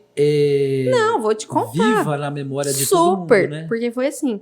Eu sentei com eles, quanto que você quer? X. Não, X a gente não pode pagar, a gente pode pagar isso. Tá bom. Era um mês de campanha, porque já tinha começado a campanha. Naquela época eram 3 meses de campanha, né? Mas já tinha andado, então faltava um mês para a eleição. Falei, tá bom, é só um mês, né? Eu também não tenho experiência, também não vou exigir muito. Vou fazer. Eu saí agosto, vai até dia 31 ou dia 30? Acho que é 31, né? Eu saí dia 31 de agosto. Dia 1º, eu gravei o programa eleitoral num fim de semana do Guerreiro. Vida. No dia 1º de setembro, tava a Luísa lá no programa eleitoral do Guerreiro. Juro por Deus, eu nunca recebi tanta ligação. Deu a impressão de que você já tinha feito antes o negócio. Exatamente. Né? E o inbox do meu Face, o Paulinho Salomão, que hoje é o vice, você tá trabalhando com o Guerreiro? Eu falei, tô, por quê? Não, só pra saber, mas por quê? Eu falei, é oportunidade, me veio, peguei. E eu conto isso pra ele, ele fala, você tava surpresa, olha só onde você foi parar. E aí, eu lembro que saiu no Pimenta, o João Maria escreveu, nossa, surpresa no meio da imprensa, a repórter, nanana. E aí eu lembro que rolou até uma conversa, que eu não sei se procede, que o pessoal da TV Morena tava bem bravo comigo por causa disso, mas nenhum momento Talvez assim... eles imaginaram que você já teria feito esse job anteriormente, mas estando não na TV, foi. mas não foi, né? Nossa, foi muita coincidência. Tem como provar, inclusive, que você não Tenho, fez, né? eu não tinha nem pretensão, na verdade, foi sem querer. E aconteceu, e aí foi quando eu realmente fiz a primeira participação na campanha dele. Só que eu era só repórter, não fazia... Aí você se apaixonou, né, Luísa, por essa coisa da campanha, porque eu me lembro de você muito ativa nas campanhas. Eu peguei, inclusive, uma época que você estava coordenando a campanha dele, e assim, era uma doideira, né? Adoro. Correria, e é assim, loucura. eu via que você gostava de fazer, né? Gostava muito de fazer. E eu falo que eu me apaixonei nesse 2012, não foi nem pela política, foi por ele. Eu brinco, eu falo assim, eu me encantei por ele, pelo Guerreiro. Porque aí foi a melhor coisa que aconteceu na minha vida, porque eu quebrei um preconceito que eu tinha dele. Foi quando eu conheci ele por dentro, como pessoa, como agente político, sabe? E como ser humano, principalmente, né? Exatamente. Ele entrava, assim, no local onde ficavam os cinegrafistas, o pessoal da edição e eu. Era bem pequena, assim, uma equipe pequenininha. E aí ele entrava e falava assim, vocês fizeram isso? Abria a porta, vocês fizeram isso? Fizemos. Ele começava a falar, por que isso? E ele começava a falar coisas, assim, que eu falava, meu Deus, como que esse homem grava isso? Teve um dia que eu pedi pra gravar. Falei, grava o que ele tá falando, porque eu não vou conseguir anotar, sabe? Você não consegue acompanhar? Aí a gente gravou, assim, até foi no celular, assim, filmamos ele falando. E eu falei, meu, esse cara é um dicionário ambulante, um glossário, ele sabe tudo, não sei o quê. E eu me encantei por ele. Aí eu falei, ele tem muito potencial, ele tem as dificuldades dele, sim, mas ele tem muito potencial. E aí ele perdeu a eleição. Quando ele perdeu a eleição, eu fui atrás dele. Eu me pagaram, sabe aquele compromisso profissional? Acabou, tchau. Eu nem tinha pretensão mesmo, juro que eu não tinha. Mas eu queria ter falado com ele, tipo assim, olha, obrigada pela oportunidade. Pra ter um momento de gratidão ali, né? Isso, de que eu não tive isso. Eu tinha muito pouco contato com ele, eu tinha mais com os coordenadores. E a gente tinha também uma pessoa que fazia os roteiros, então o meu contato era profissional com essa pessoa. E aí eu fui atrás dele na casa dele, ele não tava. Na época tava a ex-mulher dele. E aí eu falei, olha, eu queria vir aqui para falar com ele não tá, mas eu queria agradecer a oportunidade, dizer que foi muito boa a experiência e dizer que quando ele precisar, eu tô à disposição. Porque eu realmente gostei muito de ter tido essa experiência, de ter trabalhado com ele. Tá bom. Passou 2 anos, né? Eu continuei mexendo as coisas com a minha amiga, deu certo. Chegou a eleição para deputado. Me ligaram. Né, na verdade, assim, aí a gente foi criando laços, né? O meu marido adora política, ele gosta de estar por dentro, de conversar, então aí começou a fazer amizade com o Silverado, que hoje é o vereador, e aí tava sempre junto, Luísa, vamos, você tem que ir. Eu falava, não tenho que ir, porque eu não tô trabalhando outra coisa, não vou misturar as bolas. Só que de vez em quando a gente se encontrava, a gente se via, e aqui ficou rosto conhecido, sabe? O meio era o mesmo, né? As pessoas que atuavam ali nos bastidores eram as mesmas, né? E tinha amizade, aí se tornou amizade, sabe? E meu pai, aí teve essa história também. O meu pai, ele tinha uma loja de produtos veterinários em Aparecida. E o Guerreiro tinha selaria. Na época que ele tinha selaria, ele vendia os produtos dele para a loja do meu pai. Então, meu pai conhecia a pessoa, Ângelo Guerreiro, não conhecia o agente político, conhecia ele. E ele falava, Luísa, eu tô lembrada dele, assim, eu tenho a impressão que se for o que eu tô lembrando que eu vendia na loja, as celas deles eram as melhores, que tinha, sabe assim, detalhe assim, eu acho que é ele. Quem vendia para ele era quem vendia para a loja do meu pai era o Silverado, que ia representar. Não, no final foi tudo uma coincidência, não teve, né, nada dessa ligação. O Guerreiro acho que nem lembrava muito do meu pai, lembrava da loja, mas não lembrava do meu pai. E realmente aconteceu isso. Então aí começamos a criar esses vínculos assim que existiam de certa forma. E aí fomos criando esse laço de amizade, que aí foi questão de amizade mesmo, não foi profissional. E aí quando ele foi candidato a deputado, ele me chamou, vamos trabalhar na campanha e tal. Só que eu já tava no RCN, eu tava escrevendo, tinha um programa no RCN. Você tinha acho que uma coluna na revista, né? Tinha uma coluna na revista, eu escrevia a revista, eu fazia a revista inteira. Revista 7, né? E eu tinha um programa que chamava Viver Melhor, que eles me convidaram para fazer a apresentação. Então, eu já estava muito vinculada à revista, ao grupo. Falei, olha, guerreira, eu vou, mas eu vou, não quero R$1, porque eu não quero ter o compromisso. Porque se ele me pagar, que ele vai querer? Que eu me dedique. E eu não vou poder fazer isso agora, porque eu já firmei o compromisso com o pessoal do grupo. Mas você pode contar comigo. Nas minhas horas que eu tiver, porque o grupo RCN me deixava também à vontade para fazer meus horários. Então, no horário que eu não estava aqui, eu estava aqui. E deu super certo, a gente conseguia atender ele. Naquela época era rede social, porque campanha para deputado não tem TV, né? Não tem programa eleitoral. Aí você cuidava da das rede contas social dele. Na época era só Face, não tinha Instagram. E aí cuidava do Face dele, a gente fazia vídeo, fazia entrevista, colocava uns teaserzinhos, algumas coisas assim. Que eu gostava, eu tinha ainda muito na minha memória a TV, então eu usava muito essa experiência minha para fazer a produção de rede social. Foto, a gente postava. Na realidade, você estava criando um monstro, né? Porque você viu hoje, ele virou o cara mais ativo do vídeo acho que de Mato Grosso do Sul, a gente pode dizer, né? E a gente insistia para ele fazer selfie. Não, dou conta de fazer isso, não sei o quê. Mas é que eu falo, é tudo mérito dele. Eu acordo todo dia com um vídeo dele. Dando bom dia para os caminhoneiros, para os irmãozinhos mas a vontade dele é gigante, assim, de querer melhorar, de querer ser o que ele é hoje, assim, foi tudo... É só quem conhece realmente o Guerreiro, e agora eu vou puxar um pouco o saco mesmo, porque eu também tive a oportunidade algumas vezes de conversar com ele pessoalmente, e é impressionante como ele decifra a gente. Muito. Eu acho que ele tem uma capacidade de decifrar cada uma das pessoas que conversa com ele, né? E eu já vou até aproveitar aqui, prefeito, o próximo aqui, por favor. Vamos organizar. A Luísa vai levar o convite oficial, quero muito que você esteja aqui, porque eu acho que tem altas histórias, assim. E uma das coisas que o Guerreiro, eu acho que passa muito... é essa coisa dele ser quem ele é mesmo, né? A gente brincou com a questão do chapéu, tudo, mas é a marca registrada dele, ele gosta de usar aquilo, ele usa a bota dele, ele faz as brincadeiras dele e é ele se sente bem fazendo isso. E eu admiro muito porque isso é autenticidade, né, Luísa? Eu acho que poucas pessoas têm essa autenticidade, né? E eu acho que começou por um gosto pessoal e ele percebeu que isso virou um marketing, né? Virou uma marca registrada, uma marca dele, né? Tanto é que quando ele foi para a Assembleia, que aí ele elegeu deputado, eu não posso estar falando uma besteira, mas eu acho que não podia entrar de chapéu. No plenário ele não entrava. Mas assim, na Assembleia não podia circular de boné ou chapéu. Se eu não estiver enganada, falando uma besteira, eles chegaram a mudar. Mudaram o estatuto. Por que gente, o regimento não tem interno. como tirar o chapéu do homem, gente? Onde ele passava. E aí eu lembro de um colega jornalista, que foi até um colega que ele foi meu veterano e ele era jornalista na Assembleia. E lá foi muito legal que consegui... Que aí quando ele elegeu, ele falou, Luísa, vamos para Campo Grande comigo? Eu falei... É a minha oportunidade de voltar para Campo Grande. Realizando aquele antigo sonho. Eu nem sabia se eu voltaria para Três Lagoas. Olha só como que é o destino. Que na verdade, eu até esqueci de falar no começo. Três Lagoas nunca foi uma cidade que eu desejei morar. Nunca quis fazer a minha vida aqui. Eu sempre encarei como uma passagem Mas mesmo. Parece que o destino estava te empurrando aqui tempo inteiro. Falei, tô entregue. Né? Se for para ser, vai ser.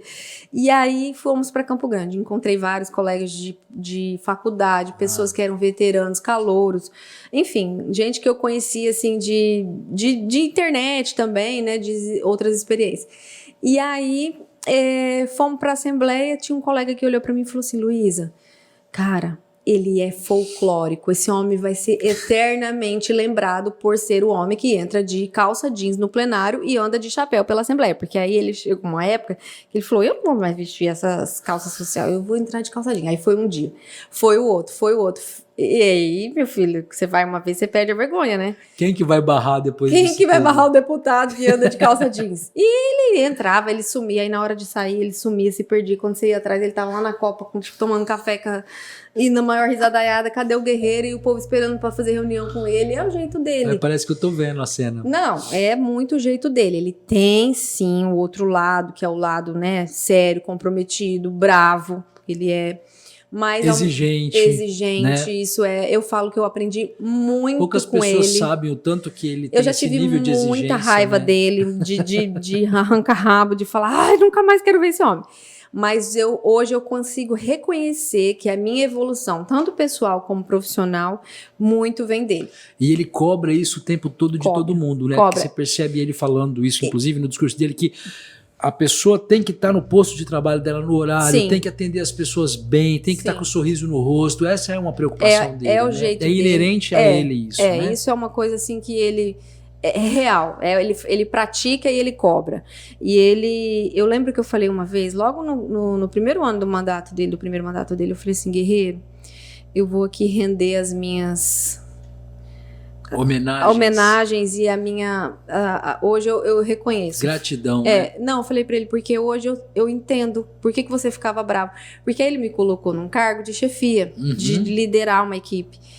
E hoje eu falei pra ele, eu entendo por que você ficava bravo. Porque hoje eu vejo que eu passo por algumas situações. Hoje então, valeu aquilo que ele te ensinou lá no passado. Exatamente. Você tá tendo que passar por isso. É compreensível no você dia a dia. entender, às vezes, o nervoso, a raiva, porque às vezes nem sempre você tá bem. E aí ele tinha que administrar um monte de servidor, um monte de funcionário e tá 100% sorrindo. Não ia estar mesmo. Nem a gente consegue com menos gente por perto. Imagina um prefeito, mesmo que seja um deputado, né? Ele tinha os assessores. Então, assim, ele realmente tem sido uma pessoa marcante na minha vida, assim, toda a experiência. E ele é participativo até hoje, Luísa, com tudo que você faz? O seu trabalho é vistoriado por ele?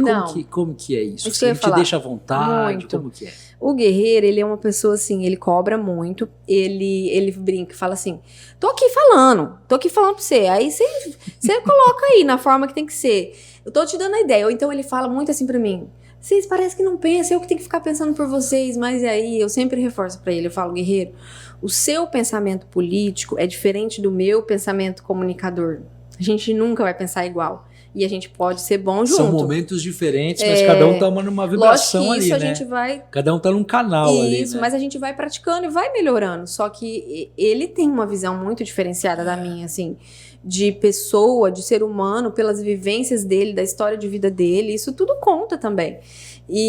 Mas ao mesmo tempo, ele me deixa muito livre pra fazer. O Guerreiro nunca perguntou, o que você tá postando? Deixa eu ver. Isso tá... Nunca. Ele nunca... Confiança, né? Confiança. É uma relação muito construída na confiança.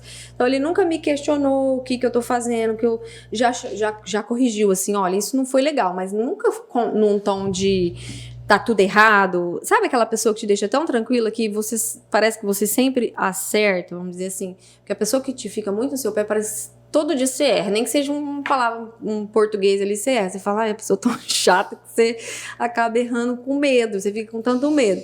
Então, isso nunca teve, ele sempre foi muito tranquilo.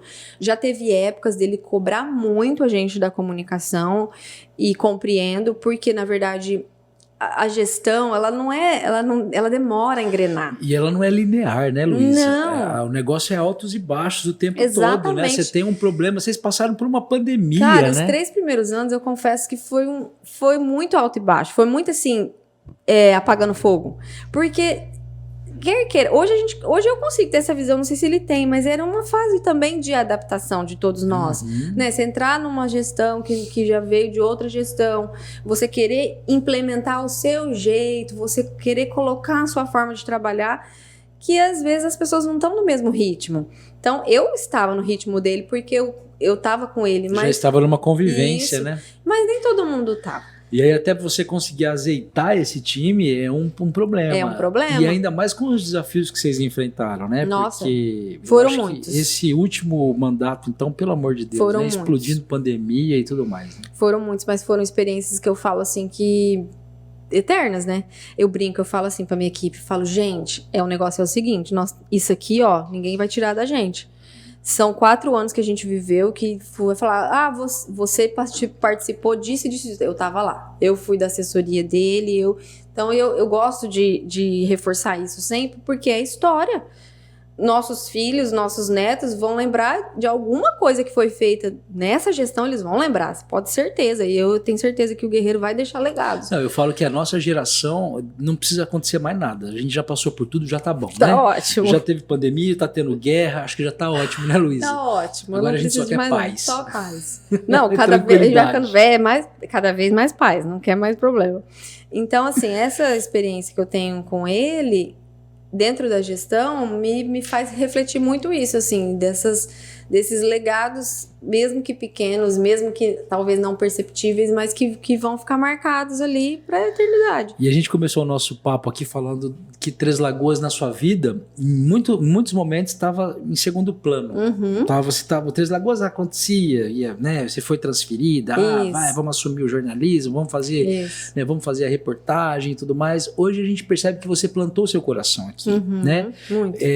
Você vive Três Lagoas, construiu sua família aqui, e aí veio o Gabriel, o Gabrielzinho, coisa mais linda do mundo. Então, quando o Guerreiro veio para ser candidato a prefeito em 2016, eu me ofereci, eu falei, o senhor vai precisar de mim lá, não vai? Eu estava em Campo Grande, ele falou, vou, e era em junho isso, julho, o senhor quer que eu volte? Eu volto.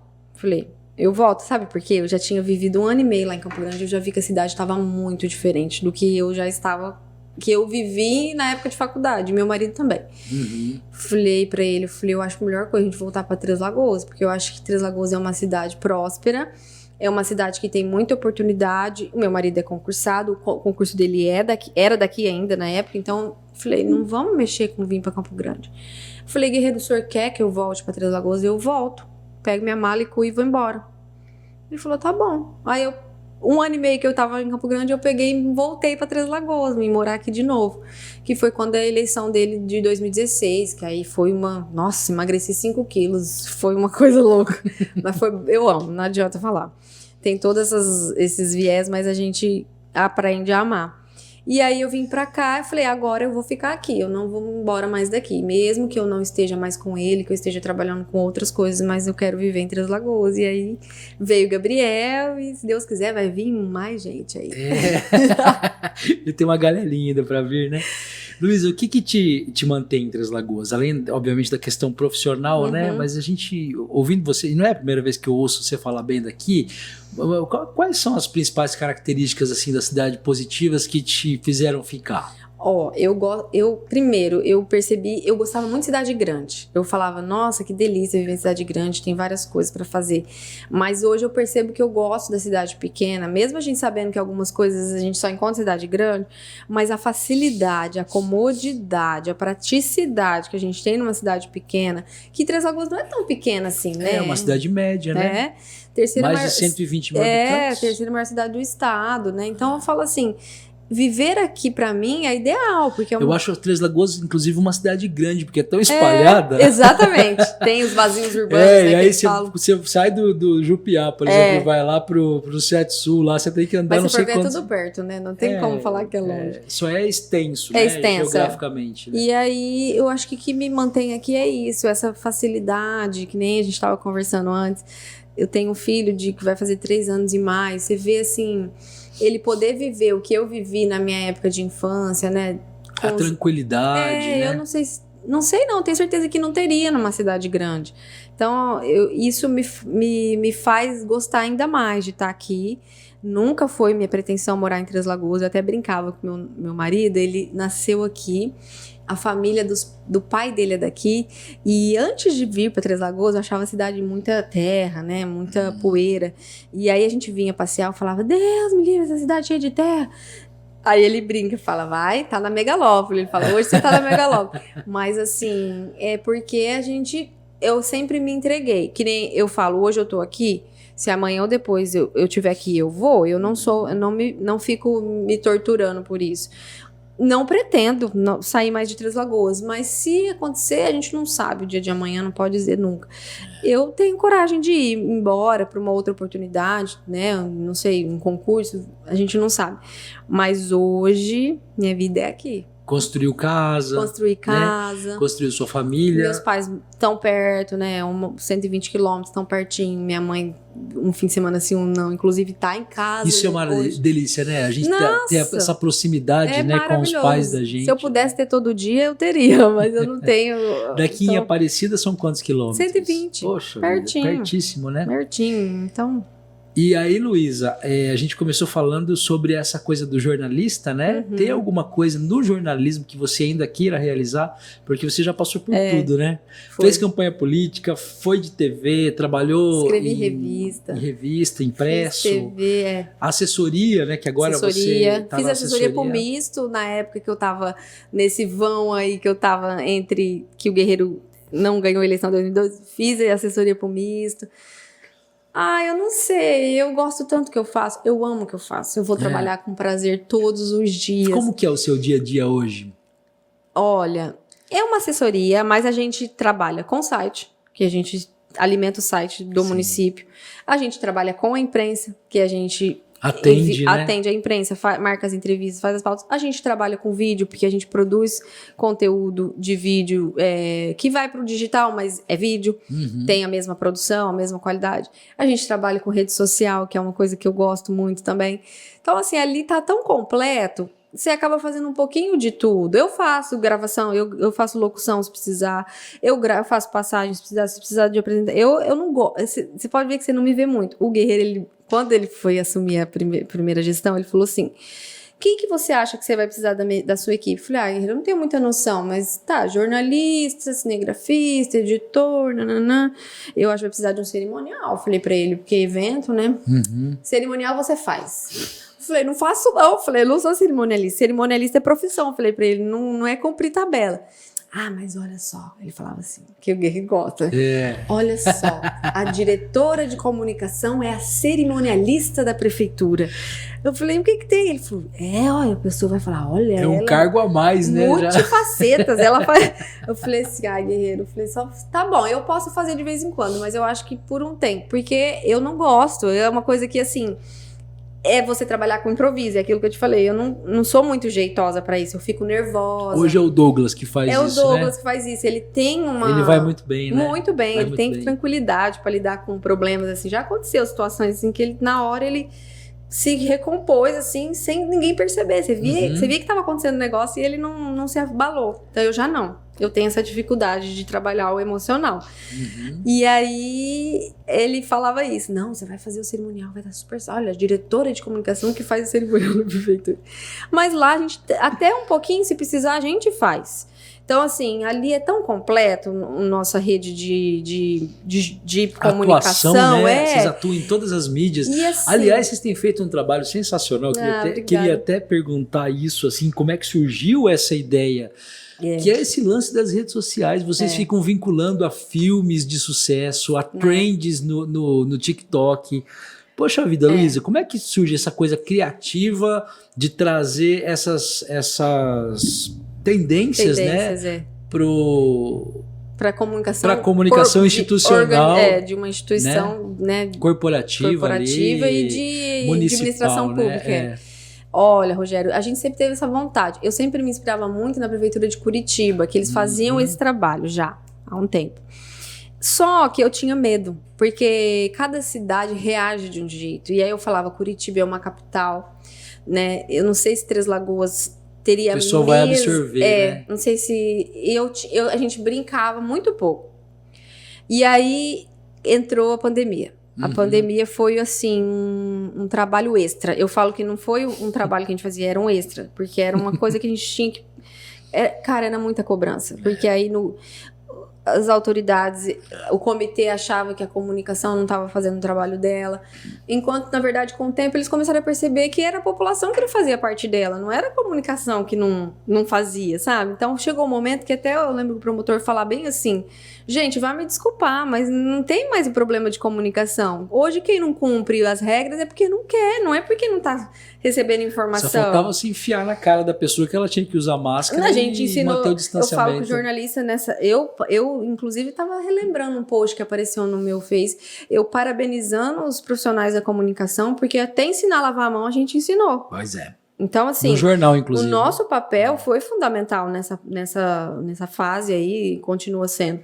Então, assim, foi um trabalho extra de aprendizado, sabe quando você começar do zero? Inclusive, recebi muitas ligações de gente, como vocês estão fazendo, sabe, trocar figurinha? A gente fazia isso, porque realmente foi uma fase nova. E aí veio a vacina, que eu falo que foi, assim, o divisor de águas, porque era um tema muito bom, que estava todo mundo esperando. Tinha muita gente querendo saber, porque ao mesmo tempo que tinha quem não acreditava, a maioria acreditava. E queria tomar logo, e queria tomar, né? aquele desespero. E aí uma das pessoas que está na nossa equipe falou, Luísa, a prefeitura de Taubaté está fazendo isso. O que você acha? A gente já estava brincando com algumas coisas.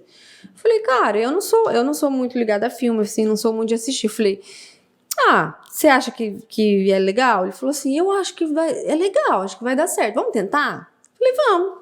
E foi o primeiro, o segundo. Aí que aconteceu, o povo já começou, dentro lá da comunicação, o povo já começou a ter ideias loucas, né? Assim, não, esse filme, não sei o que, não sei o que. Falei, calma, gente, pelo amor de Deus, vocês vão ficar loucos. Calma, vai um de cada vez. Aí eles que faziam, eram tanto filme que fazia sequência, assim. Eu falei, vai ficar chato isso do jeito que vocês estão fazendo.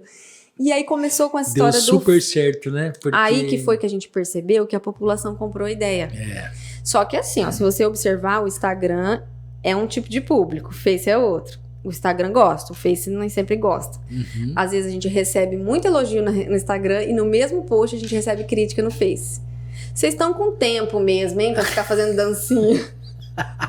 E já no Instagram é assim, vocês são demais, eu adoro seguir criatividade, vocês. Né? Então assim, na verdade, o maior desafio de você estar ali é você trabalhar com um público que vai de A a Z, de 15, 13 ao mais a 70, velho, 80, e você comunicar com essa galera sem perder o humor, levando a informação, então é muito difícil. E eu percebo que tem uma preocupação muito grande de vocês também de responder. Sim. Porque, como você disse, às vezes vem umas críticas ali muito absurdas e pesadas muitas vezes, né?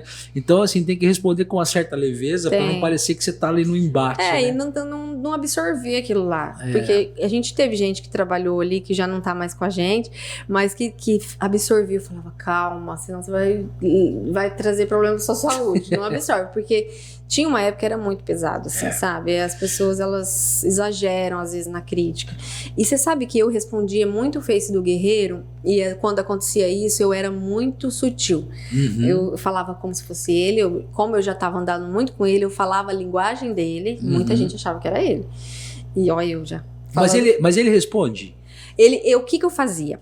Eu pegava, eu imprimia pra ele. Porque eu queria porque assim, tinha muita coisa que era técnica, que eu precisava do conhecimento dele. Na realidade, vocês tinham que estar juntos. Tinha que estar junto. O que eu fazia?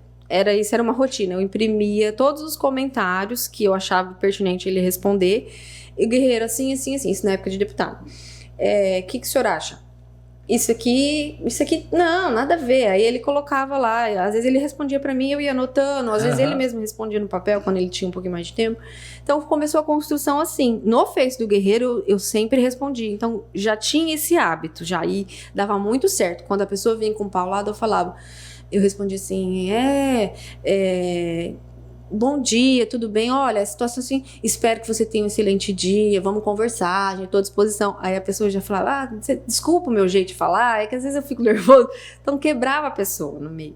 E eu falo isso pra minha equipe, falei, vocês têm que responder com educação, deixa a pessoa... A gentileza muitas vezes é desconcertante, né? Gera gentileza, né? Aquele ditado. Tem gente que não tá acostumado com gentileza, aí quando você vem com uma, o cara fala, peraí, né? Exatamente. Isso é muito... E aí, assim, eu tento fazer isso, porque as pessoas sabem que ali é uma equipe que está conversando.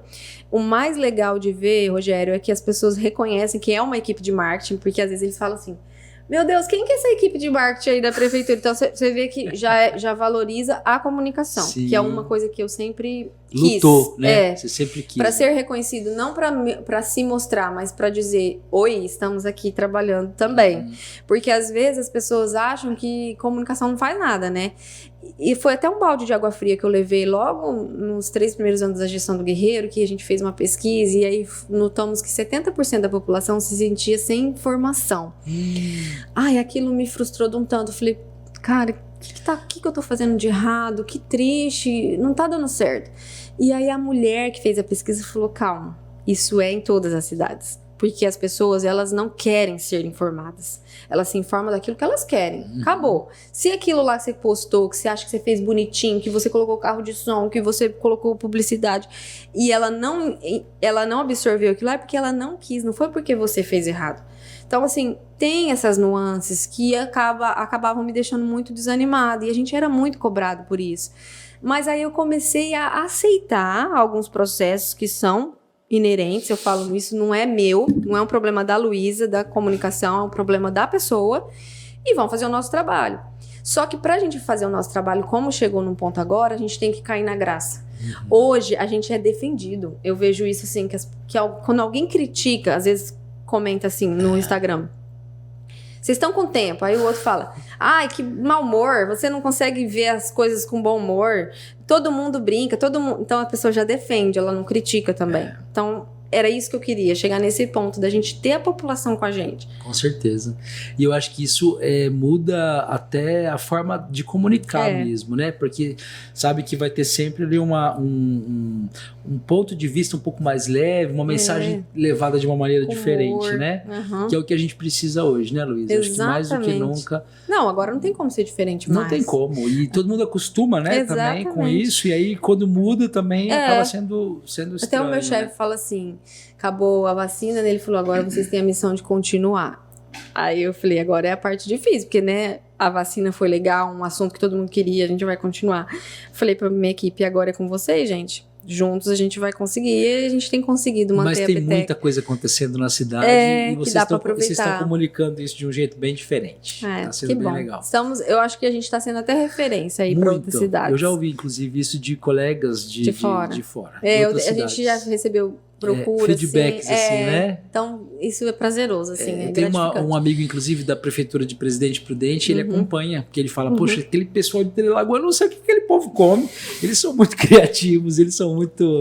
O nosso colega Ojeda falou pra mim uma vez assim, Luísa, deixa eu te perguntar, isso é uma pergunta de um amigo meu lá de Ponta Porã, ele quer saber quem que é a cabeça pensante, quem que é a pessoa que é da comunicação mesmo, que é? Eu falei, oi, Ojeda, somos nós mesmo. Galera, é a turma. É a turma, eu falei, né? Lógico que teve um que teve uma coragem e aí todo mundo comprou ideia. É assim, ó, você começa... dá certo, você se inspira. Aí você não quer parar. E é assim que é. Eu não posso dizer que foi um. Hoje a gente tem... Todo mundo dá ideia ali. E todo mundo se envolve, todo mundo leva ideias. Exatamente. Né? Nas reuniões. As assim reuniões de pauta devem ser interessantes. O pessoal todo dia a gente faz a reunião de pauta 7h30. Eu acho que isso é uma coisa de redação que eu quis trazer. Isso é importante. Porque eu falei, gente, não adianta o jornalista saber o que tá fazendo e o fotógrafo não tá sabendo que... A gente falava muito sobre isso, sair pra pauta e não falar, pô, eu vou fazer uma matéria assim, assim, assim, eu preciso que você faça uma imagem assim, assim, assim, e eu vou precisar que o cara esteja piscando. Aí eu coloco no texto, cinegrafista, minha querida, você tá falando aqui, eu não tenho, porque você não me passou que você queria isso. Então isso eu aprendi na TV, com a minha equipe, e aí eu falei, vocês precisam estar alinhados, não adianta o fotógrafo ir pra pauta sem saber o que você quer, que você vai colocar na matéria. E às vezes acontece de não dar certo, mas assim, a reunião de pauta é pra isso, pra eles alinharem as pautas deles. E geralmente dá certo, né? Dá certo. Minha querida, eu acho que nós já estamos mais de 2 horas conversando aqui. Nossa, vai passando. Quero te agradecer muito, eu acho que foi um prazer, assim, imensurável levar tantas nuances do jornalismo. A gente está falando sobre jornalismo aqui hoje, né, com essa galera, a gente está na semana aí, no mês do jornalista. É um orgulho pra gente ter uma jornalista como você à frente da comunicação aqui de Três Lagoas. Você é inspiração para muita gente. Obrigada. Quero deixar esse território aqui sempre aberto. Esse aqui é um filhote nosso, né? Meu, do Fefim. Parabéns. A gente tá com esse projeto, a gente quer receber muitas vezes aqui você, o pessoal da prefeitura.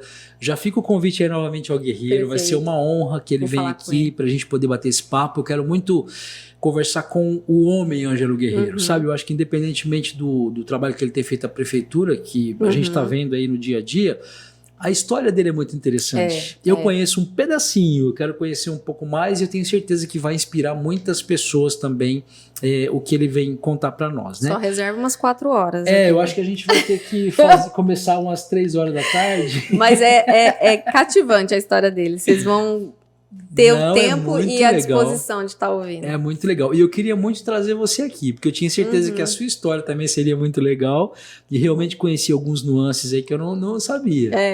E daria até pra gente fazer outro, porque ficaram algumas perguntas ainda, pra né? trás. Mas, Rogério, assim, outra coisa que eu tenho que louvar é que eu sou uma mulher num cargo de comunicação que normalmente mais homem. Sim, se você for pesquisar, mais homem. Com certeza. E eu me sinto muito valorizada e muito... Sabe quando você se vê num posto, assim, de igual para igual? Respeitada, né? Respeitada. Então, assim, isso eu devo a ele. Sim. Porque ele sempre me manteve nessa posição, as oportunidades que vieram foram colocadas por ele. Ele que, Luísa, você vai assumir, não foi, assim, uma imposição minha, não foi uma troca. Então, eu preciso ser justa nesse ponto, sabe? De falar que, sim, eu sou respeitada, eu tô num cargo de confiança de uma prefeitura importante no nosso estado. Sou mulher e sinto feliz de estar representando muitas outras. E gostaria de ver muitas outras mulheres da comunicação também se destacando e sendo inspiração para muitas outras pessoas. E principalmente tendo essa característica que você tem de virar a chave quando necessário, de assumir desafio, né, Luísa? E de realmente fazer acontecer independentemente do momento ali.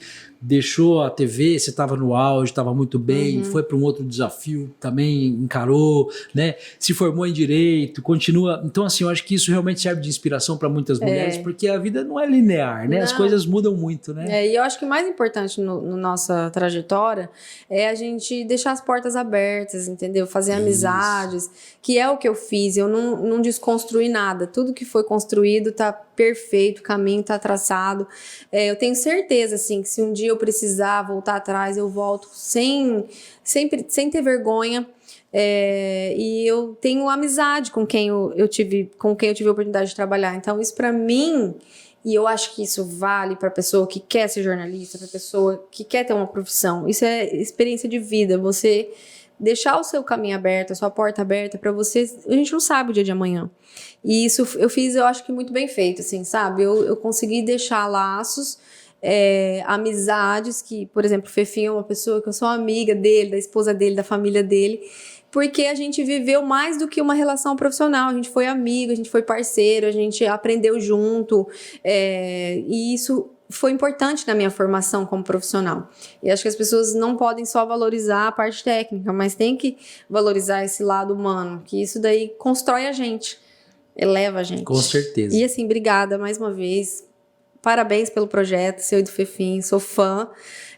Contem comigo, tanto na assessoria como pessoa, como profissional. Se eu puder ajudar, se eu puder contribuir, vou estar sempre à disposição. Isso aqui é a nossa vida, a nossa profissão. A gente não pode deixar morrer, nem um pouquinho aproveitar também, mesmo que já tenha passado, mas parabenizar todos os jornalistas, dizer que nós somos guerreiros da palavra mesmo. A gente, que nem você disse, já vivemos muitas coisas, guerra, chega um pouco, mas ao mesmo tempo a gente não consegue parar. A nossa vida é essa, né? Esse fluxo de informação. Na verdade, no fundo, a gente gosta dessa loucura.